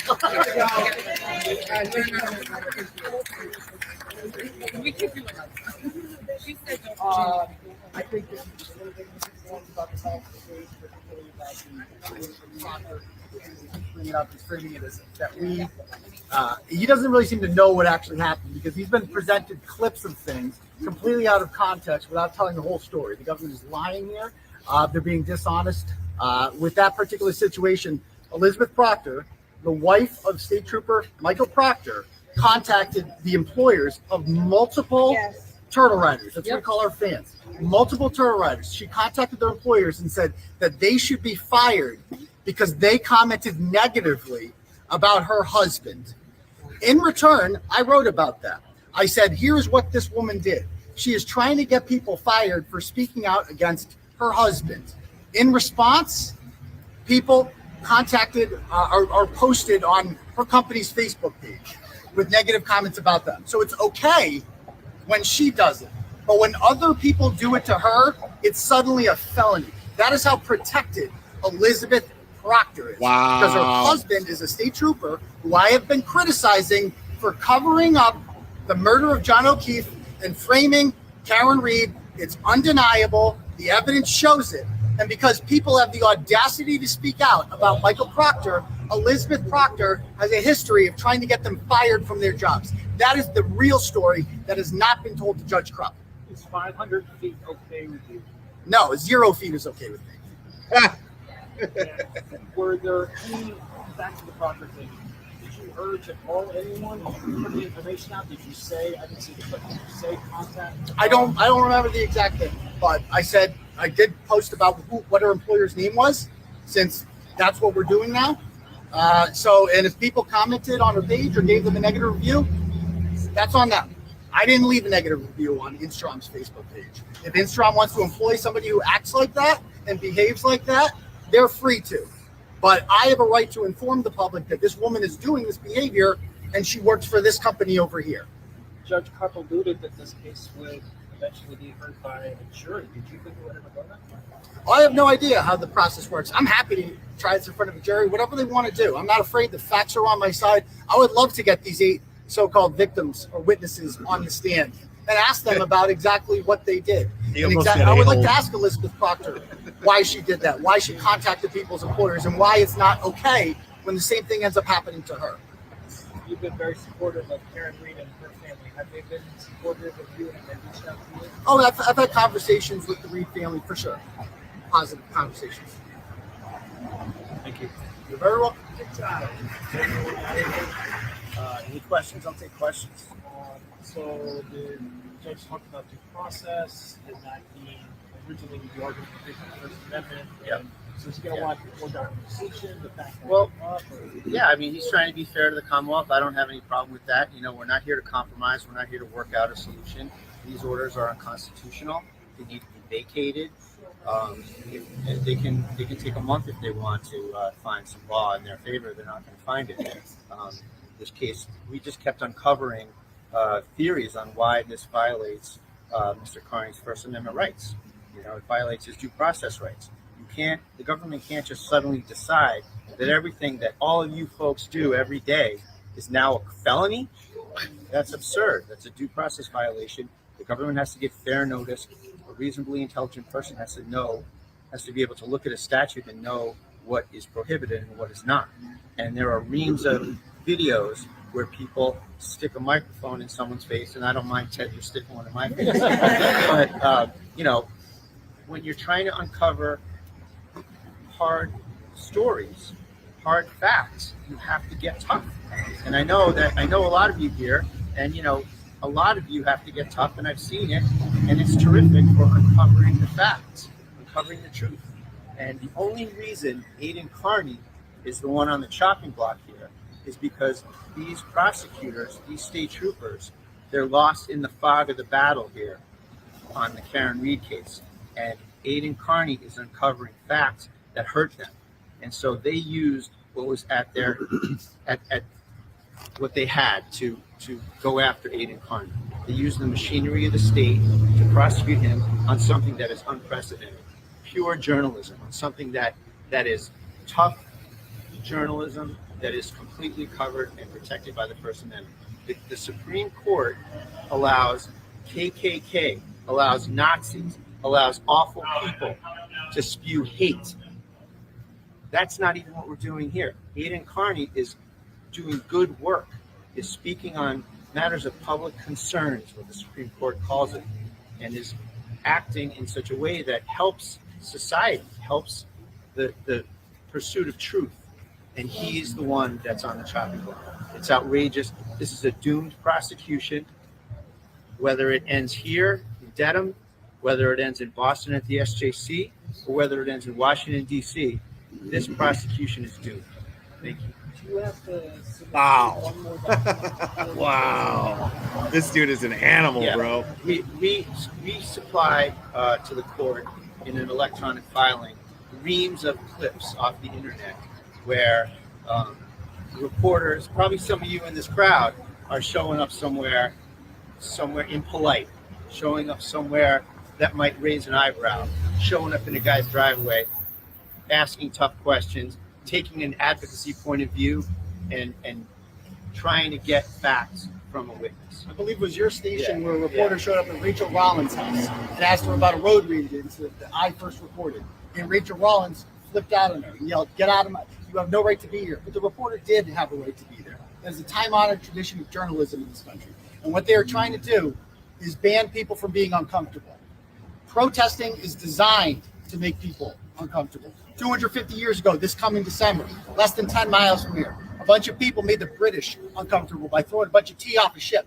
And it jump-started a revolution that ended up creating the greatest country in the history of the earth, one in which free speech and free press is protected at all costs.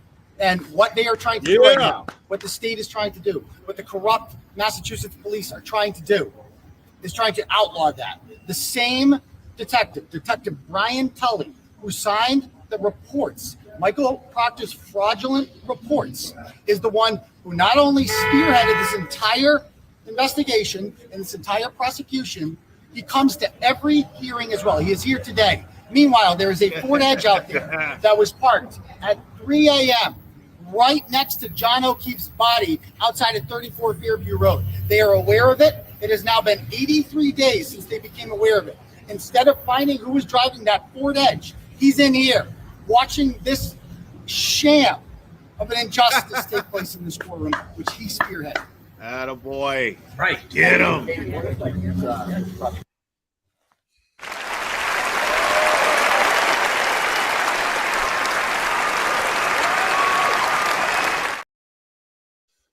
I mean, people. It doesn't get any rawer than that, Phil. I mean, it just doesn't get any rawer than that. Uh-oh. What? I think we got a super dad. Super dad. I think we got a super dad. Super dad. Super dad. Super dad. Dad, dad, dad, dad, dad. I think we got a super dad. I think we got a super dad. Thank you. Hildo Jr. from a Brazilian. The United States is the greatest country in the world. Yes, I agree. And welcome. We are all immigrants if you're not a Native American. And it is Native American Heritage Month this month. Don't forget, educate yourselves. Yes, absolutely. This is the greatest country on earth. Totally. In my opinion, absolutely. And how fitting that the very part of this country, the very region of this country, the very area where we decided no more tyranny, this is taking place. So, to me, that's very important. To me, that's very inspiring. So, this issue, I mean, it's just what it boils down to. It is a First Amendment issue, and it is a sham. And what I love about, the only thing that I like about TurtleBoy's arrest, couple of things, because I'm not happy that his life has been fucked with, but at the same time, this was what he could have hoped for in the first place, because now him being arrested for asking questions, simple questions. There's a few things I like about this, actually.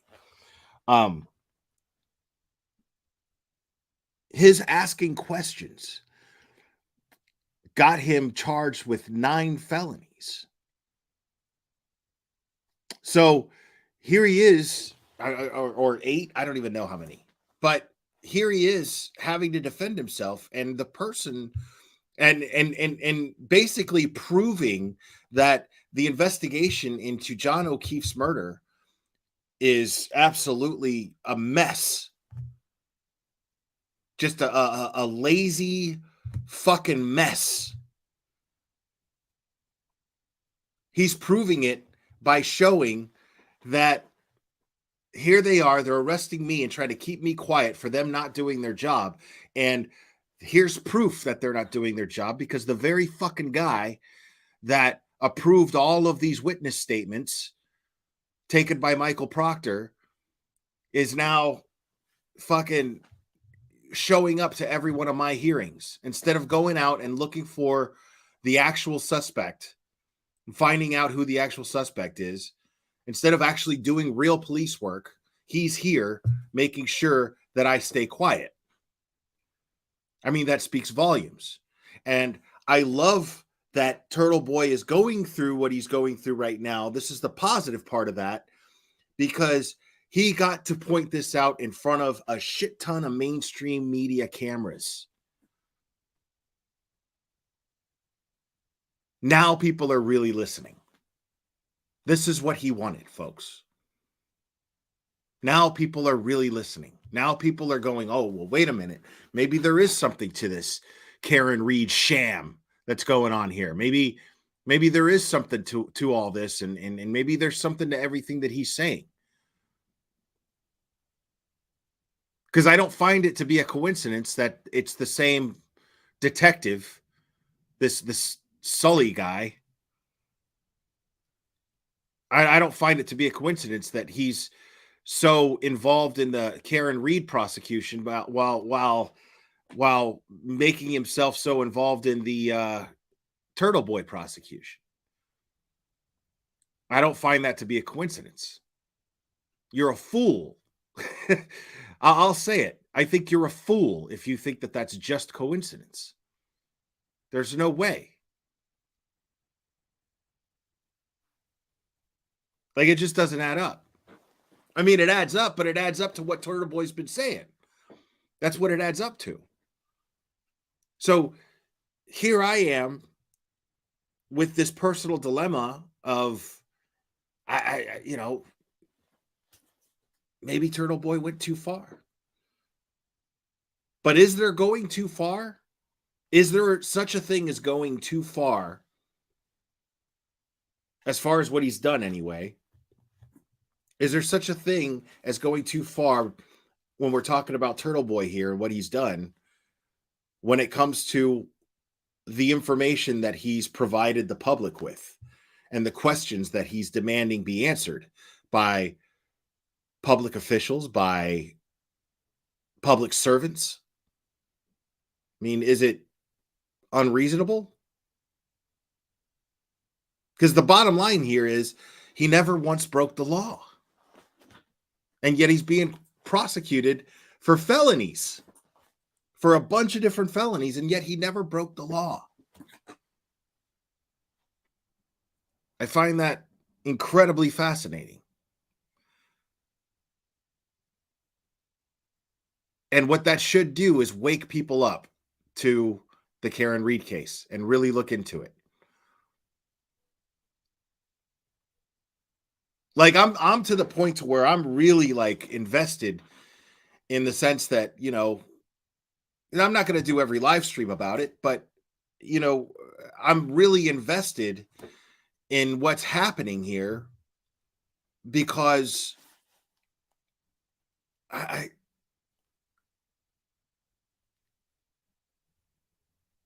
it's clear that there's some sort of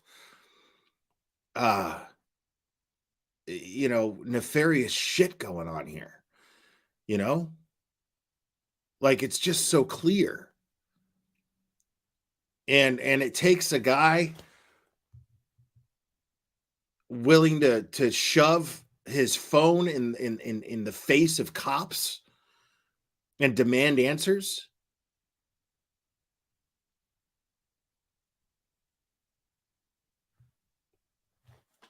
I mean, right. I mean, like, that's the whole thing is that's a great argument that Bradel made on the steps of that courthouse, where he's saying that Nazis and Klan members, they have freedom of speech. They get to say whatever they want, hateful shit. And that's the thing is, I'm a true believer in the fact that you can't cherry pick what's okay for someone to say and what isn't.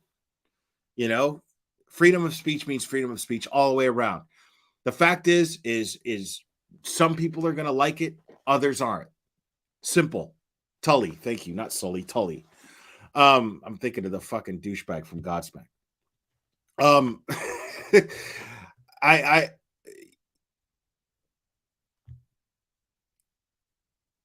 you don't get to cherry pick what falls under your freedom of speech. Like, things are supposed to make you uncomfortable. The world and knowing the truth in the world is not supposed to make you feel comfortable. It's nice when it happens, but it's not what it's designed to do. It's not what the media is designed to do. It's not what the news is designed to do. That's not what anybody with a voice. There's no rule saying that you have to say everything nice and everything has to be sunshine and rainbows. Nobody likes to know that there's a police department out there who is slapping the blame of a fellow police officer of his death on an innocent woman. Nobody likes that thought. It's a very uncomfortable thought. Of course it is. But I'd feel more uncomfortable if I found out that was going on and nobody was doing anything about it. That thought is way more uncomfortable to me than having to hear about it and go, blah, blah, blah. Oh no, bad things in the world. I can't do that. I can't do that.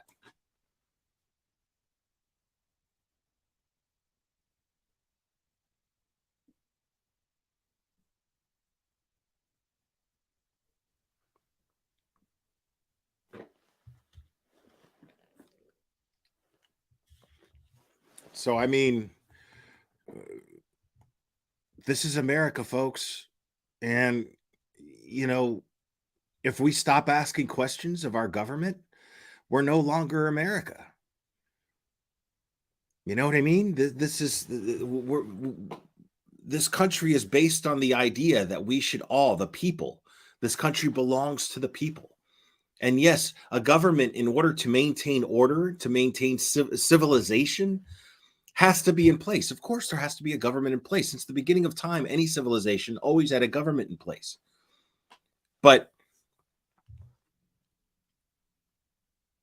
this is the idea of this country, is that it's the people that run it. And we choose representatives. We choose representatives. We choose civil servants to protect not just our physical well-being, but protect our freedoms too. Our freedom to speak up and ask questions.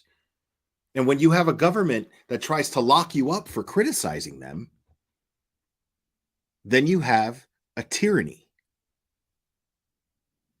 which is exactly what this country liberated itself from. And it started in that very town.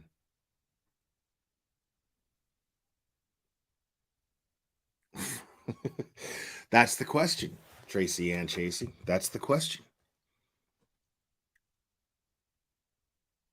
So when you have public servants who are trying to strip someone of that basic right,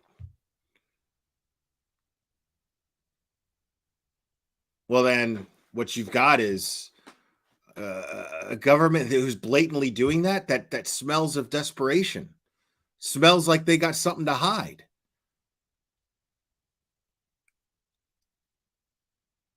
Which means more people need to be asking more questions, need to be questioning the thought process of this so-called local government that is part of this country.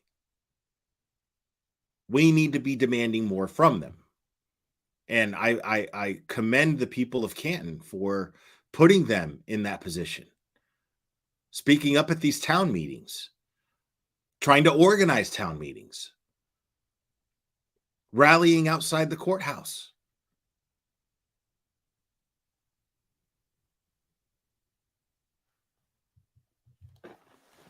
I haven't seen the video from the Halloween party. I'm not much of a Halloween guy. I gotta be honest with you guys. I'm just not. Never really have been. I'll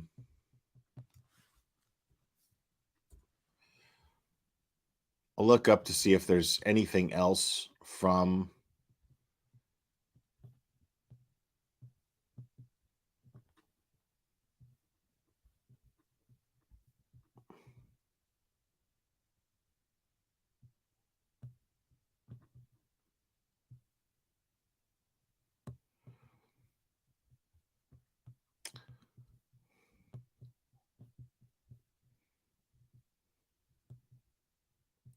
somebody said the same fucking thing that I said on a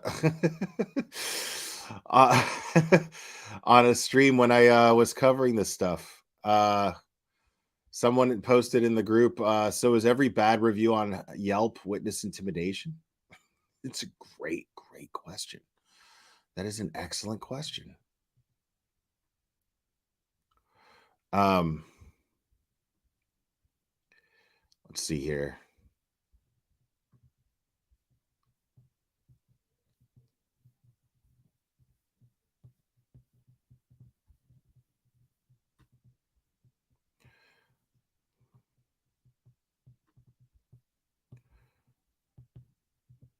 Yeah, a lot of anger in this group.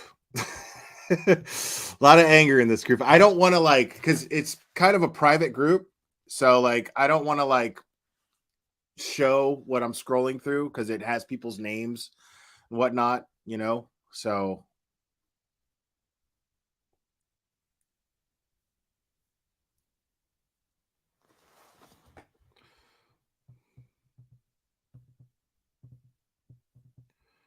now I'm just looking for the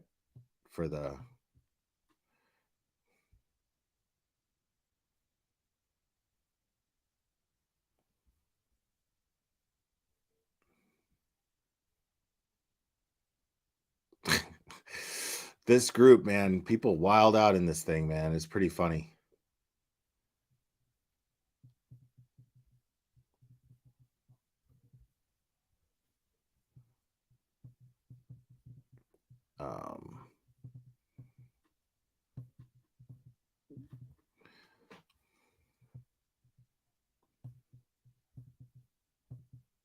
Yeah, I mean, I'm not finding any, and I know there is some. I know there's video of this.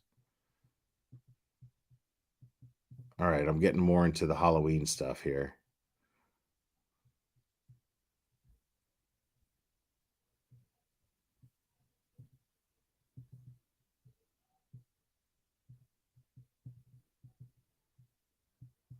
I mean, this whole town seems to be on board with everything that's going on here, which I find really amazing.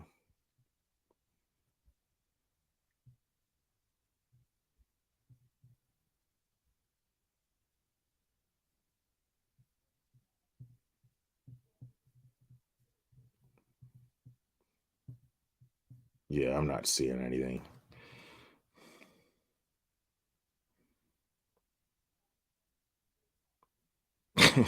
Y'all are killing me right now.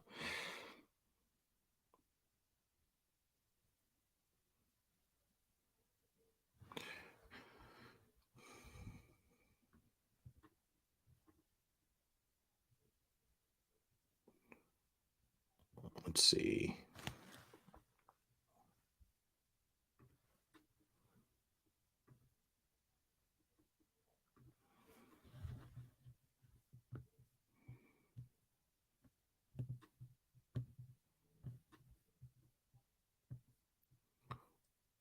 Yeah, I'm not seeing any oh.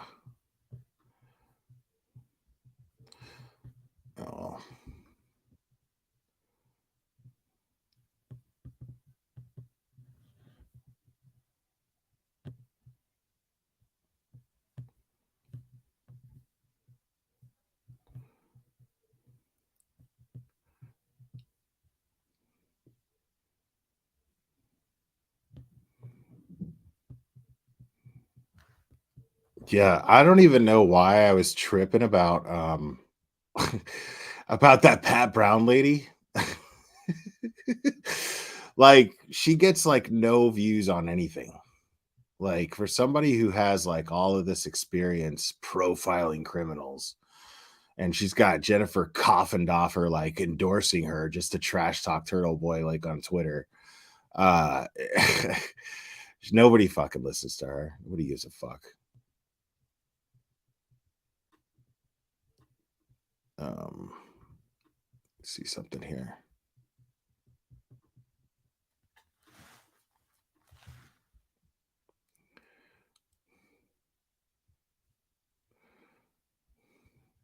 All right. So, I am going to go ahead and wrap this up, guys. I'm going to go ahead and leave you guys with this video that I opened with. I'm going to play time. And then we're going to close out with that.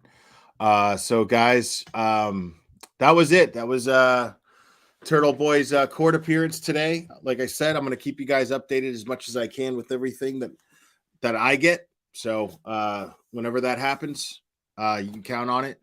I might go live again later on tonight. I don't know. Hopefully I may. We'll see. But I love you guys very much. And wrap this up. We will do this again very soon, my friends.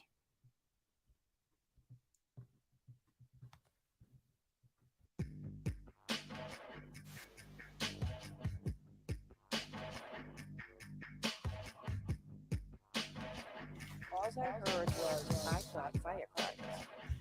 And then I heard screaming. Like reported shots fired in the area of 10 Alfred Road. Possible active shooter. 10-4.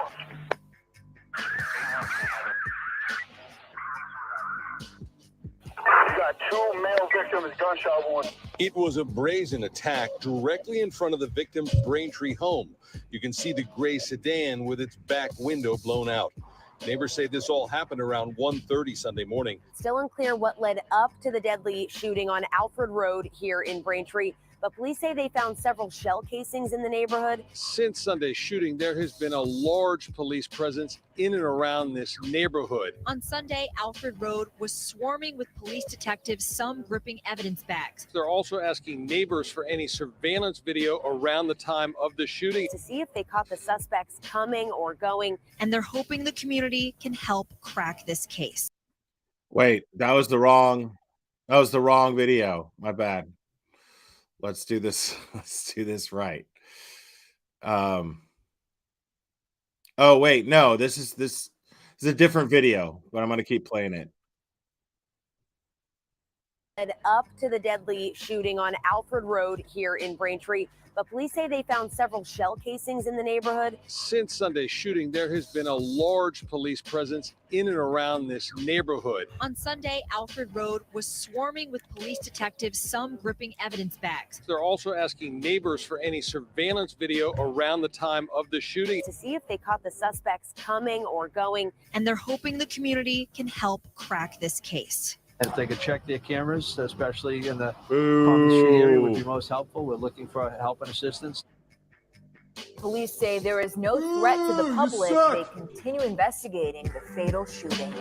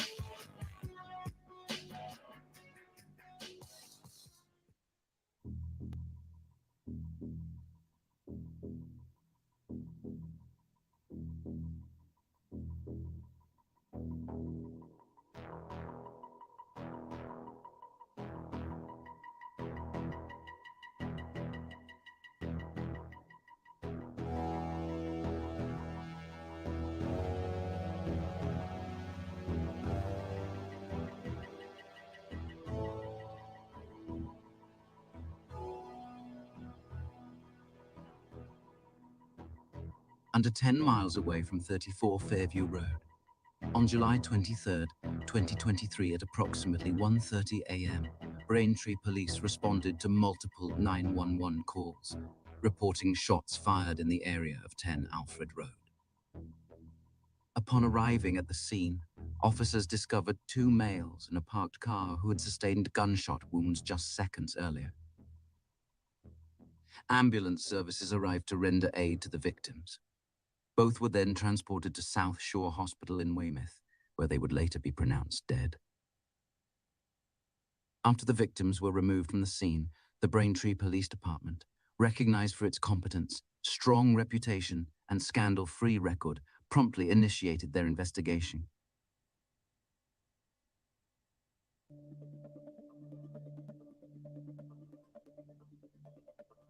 Step 1 was to create a physical perimeter to restrict access and preserve the integrity of the crime scene.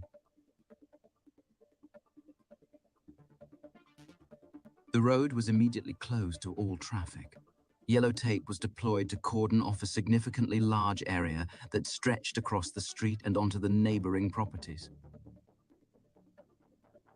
Limiting access helps prevent the contamination, loss, or alteration of evidence, ensuring that all collected items are properly documented and preserved in a manner that establishes and maintains the chain of custody. If the chain of custody is broken, it can have significant implications for the admissibility and credibility of the evidence in a legal proceeding. Regardless of how powerful any single piece of evidence may seem, if not collected, mapped, and imaged according to strict forensic protocol, it can easily be rendered worthless. The Braintree Police Department proceeded to initiate the investigation with great enthusiasm and determination. As the first officers to respond, they were responsible for marking the location of evidence and ensuring its preservation until the state police specialized crime scene investigators arrived.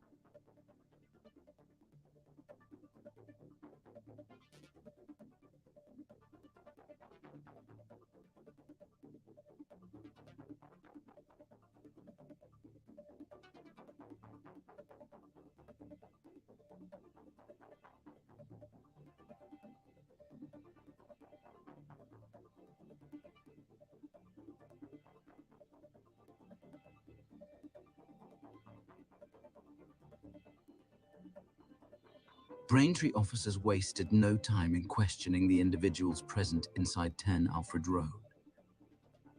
They know that when a murder occurs outside a home, the people inside very likely were involved or can provide valuable, timely information. Braintree police officers then began canvassing the area, knocking on neighbors' doors and taking witness statements.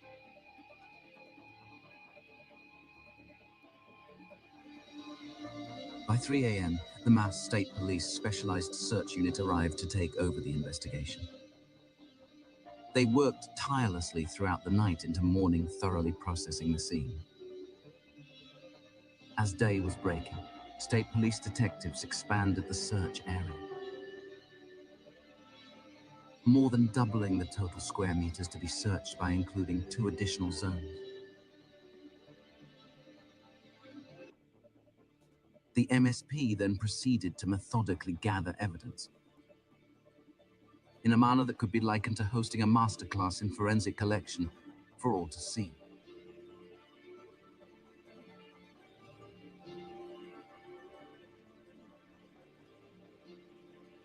The team captured numerous photographs, meticulously documenting the precise position and physical state of each piece of evidence. State Police Detective Yori Buchanek and his partner, Detective Michael Proctor, oversaw the operation with a high level of professionalism and competence. Mayor Charles Kokoros visited the scene, addressing the media. He called the shooting a very bad tragedy and said he is working with the Braintree High School superintendent to make grief counselors available to classmates of the victim.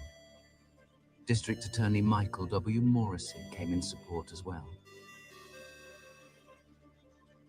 Later appearing in front of the media, urging local residents to check their home security cameras to assist police in catching the killers. the Braintree Police. Mass State Police and District Attorney's Office demonstrated their effectiveness to the public when resolute in their determination to investigate a crime. This is technically the ending, but we started late. Let's go back and start at the beginning. Except this time, there's no public plea for help from Michael Morrissey. No local officials offering support or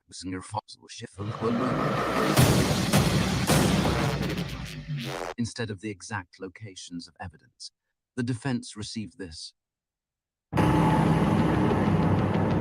She failed her proficiency exam. She's not even qualified. Stay away from the house. The house is off limits. Just strictly with help from the defense for 21 months. The search is delayed.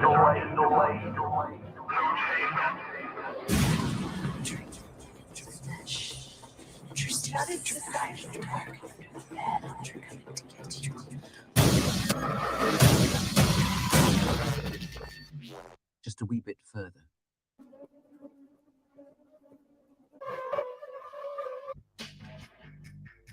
So drop him off. He goes up the driveway. Report of an unresponsive male found in the snow at 34 Fairview. 10-4.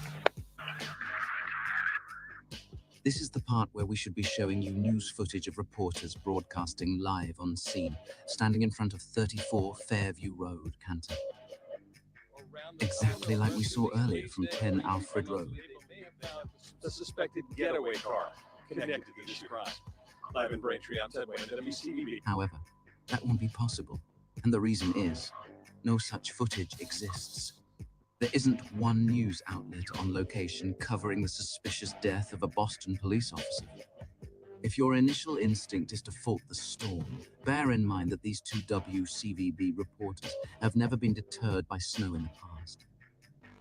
Here we have the singular clip to have aired on television, unveiling a crime scene reminiscent of the Arctic, bathed in the uneven glow of vehicle headlights, and noticeably lacking the usual yellow crime scene tape. A measure that should have been taken early that morning by Canton officers, but was not. And then, there's this. At the family home of Karen Reed tonight, no comment. Anything you would like to say to the officer's family? Remember, this is taking place just hours after Karen Reed suffered the tragic loss of her boyfriend. And as far as the state was concerned, under accidental circumstances. And why is it only illegal to knock on doors when this man does it? But let's get back to the Canton PD. We're going to do everything we can with our detective division, along with the state police, to commit to doing everything we can to find a resolution to this and bring the people responsible to justice. Now, this is the level of determination John O'Keefe deserved, and the public rightfully expected from the Canton police. Yet it's not a Canton officer delivering this message. These words are from Timothy Cahoon, Deputy Chief of Braintree Police, addressing the media regarding the investigation at 10 Alfred Road. Cahoon stands as a prime exemplar of an excellent police officer, deserving the trust and support of the public. It's no wonder he was appointed chief 2 days after making this statement. In contrast, the Canton police have maintained a conspicuous silence when it comes to the investigation into John O'Keefe's murder. There is, however, one exception. David Yannetti provides further details. Canton Police Chief Rafferty was allowed to publicly state that the facts revealed by the defense were just, quote, sensational accounts. See the word sensational there? I use the word sensational. Sensational. This police chief decides that she is going to put out a statement. One of the Alberts is her boss. She is the boss of another Albert. And they really should just trust the prosecution. Just trust the prosecution. In order to trust the prosecution, You have to trust Michael Proctor. And I question, how on earth can anyone trust Michael Proctor? I've previously referred to him as being conflicted, which is certainly true, but it actually does not go far enough to describe what he has done in this case just by taking the case. The more appropriate word to describe him is corrupt. Only a corrupt state trooper would agree to investigate a murder case in which a body was found in the yard of a family friend. Only a corrupt state trooper would keep his ties to that family friend hidden. Only a corrupt state trooper would refuse to go inside the home, which featured the body of a dead police officer on its lawn. Only a corrupt state trooper would write in his report that a street had not been plowed when it had. It was the corrupt Michael Proctor who took custody of John O'Keefe's clothing, and that clothing was not submitted to the lab until several weeks after Michael Proctor seized it. Michael Proctor's mother has described the Albert family as the Proctor's second family. Michael Proctor told witnesses who showed up to testify before the grand jury that Brian Albert is the salt of the earth.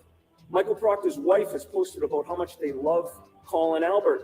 The Proctors have constantly been photographed with the Alberts going back over a decade. We've shown that Michael Proctor's in a wedding party with Colin Albert. Colin Albert was the ring bearer at Michael Proctor's sister's wedding. It's so clear that Michael Proctor was both conflicted and corrupt. Attorney Elizabeth Little. If you were to review all of the police reports in this case, as we've done, then you might mistakenly believe that there were only 2 searches of the lawn of 34 Fairview Road that resulted in the recovery of taillight pieces. Those searches were on January 29th at 5:45 p.m. by the CERT team, and there was a second search on February 3rd, 2022. But those reports are not complete because according to photographs of the evidence bags in this case, which we just received on July 25th, Trooper Proctor claims to have actually recovered taillight pieces over the course of 5 additional undocumented searches of the Albert residence throughout the month of February. The only reason we even know about these searches is because when Trooper Proctor logged these pieces into evidence, he had to write his name, the date, and the place those pieces of taillight were supposedly found, 34 Fairview. That's 5 undocumented searches, Your Honor. We don't have a police report for any of those. No notes, no reports, no photographs of where those taillight pieces were found in the yard. No memorialization of the individuals who called Trooper Proctor to the scene. That is not acceptable.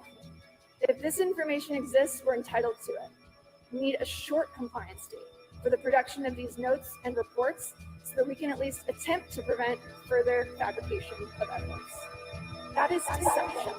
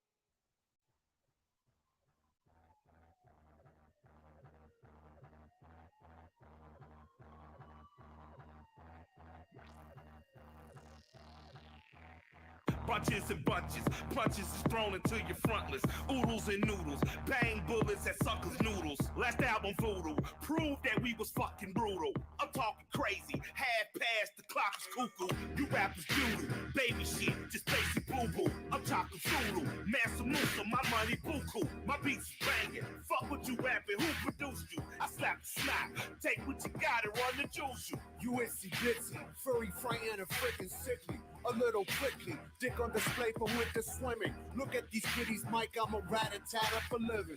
I deal in dirty work, do the deed in a dash. Ditch 'em. I land a hammer that's stuck in a fist and gun position. We run a brand where destruction's the #1 commitment. It's all a joke between mob contractions and coffin fitted. So we disappear in the smoke like we're fucking magicians. No hocus pocus, you simple suckers deserve the notice. Top of the morning, my fist to your face is fucking vultures. We might be giants standing on little dandy shoulders. You tell a fuck 'em I never loved them in salutations.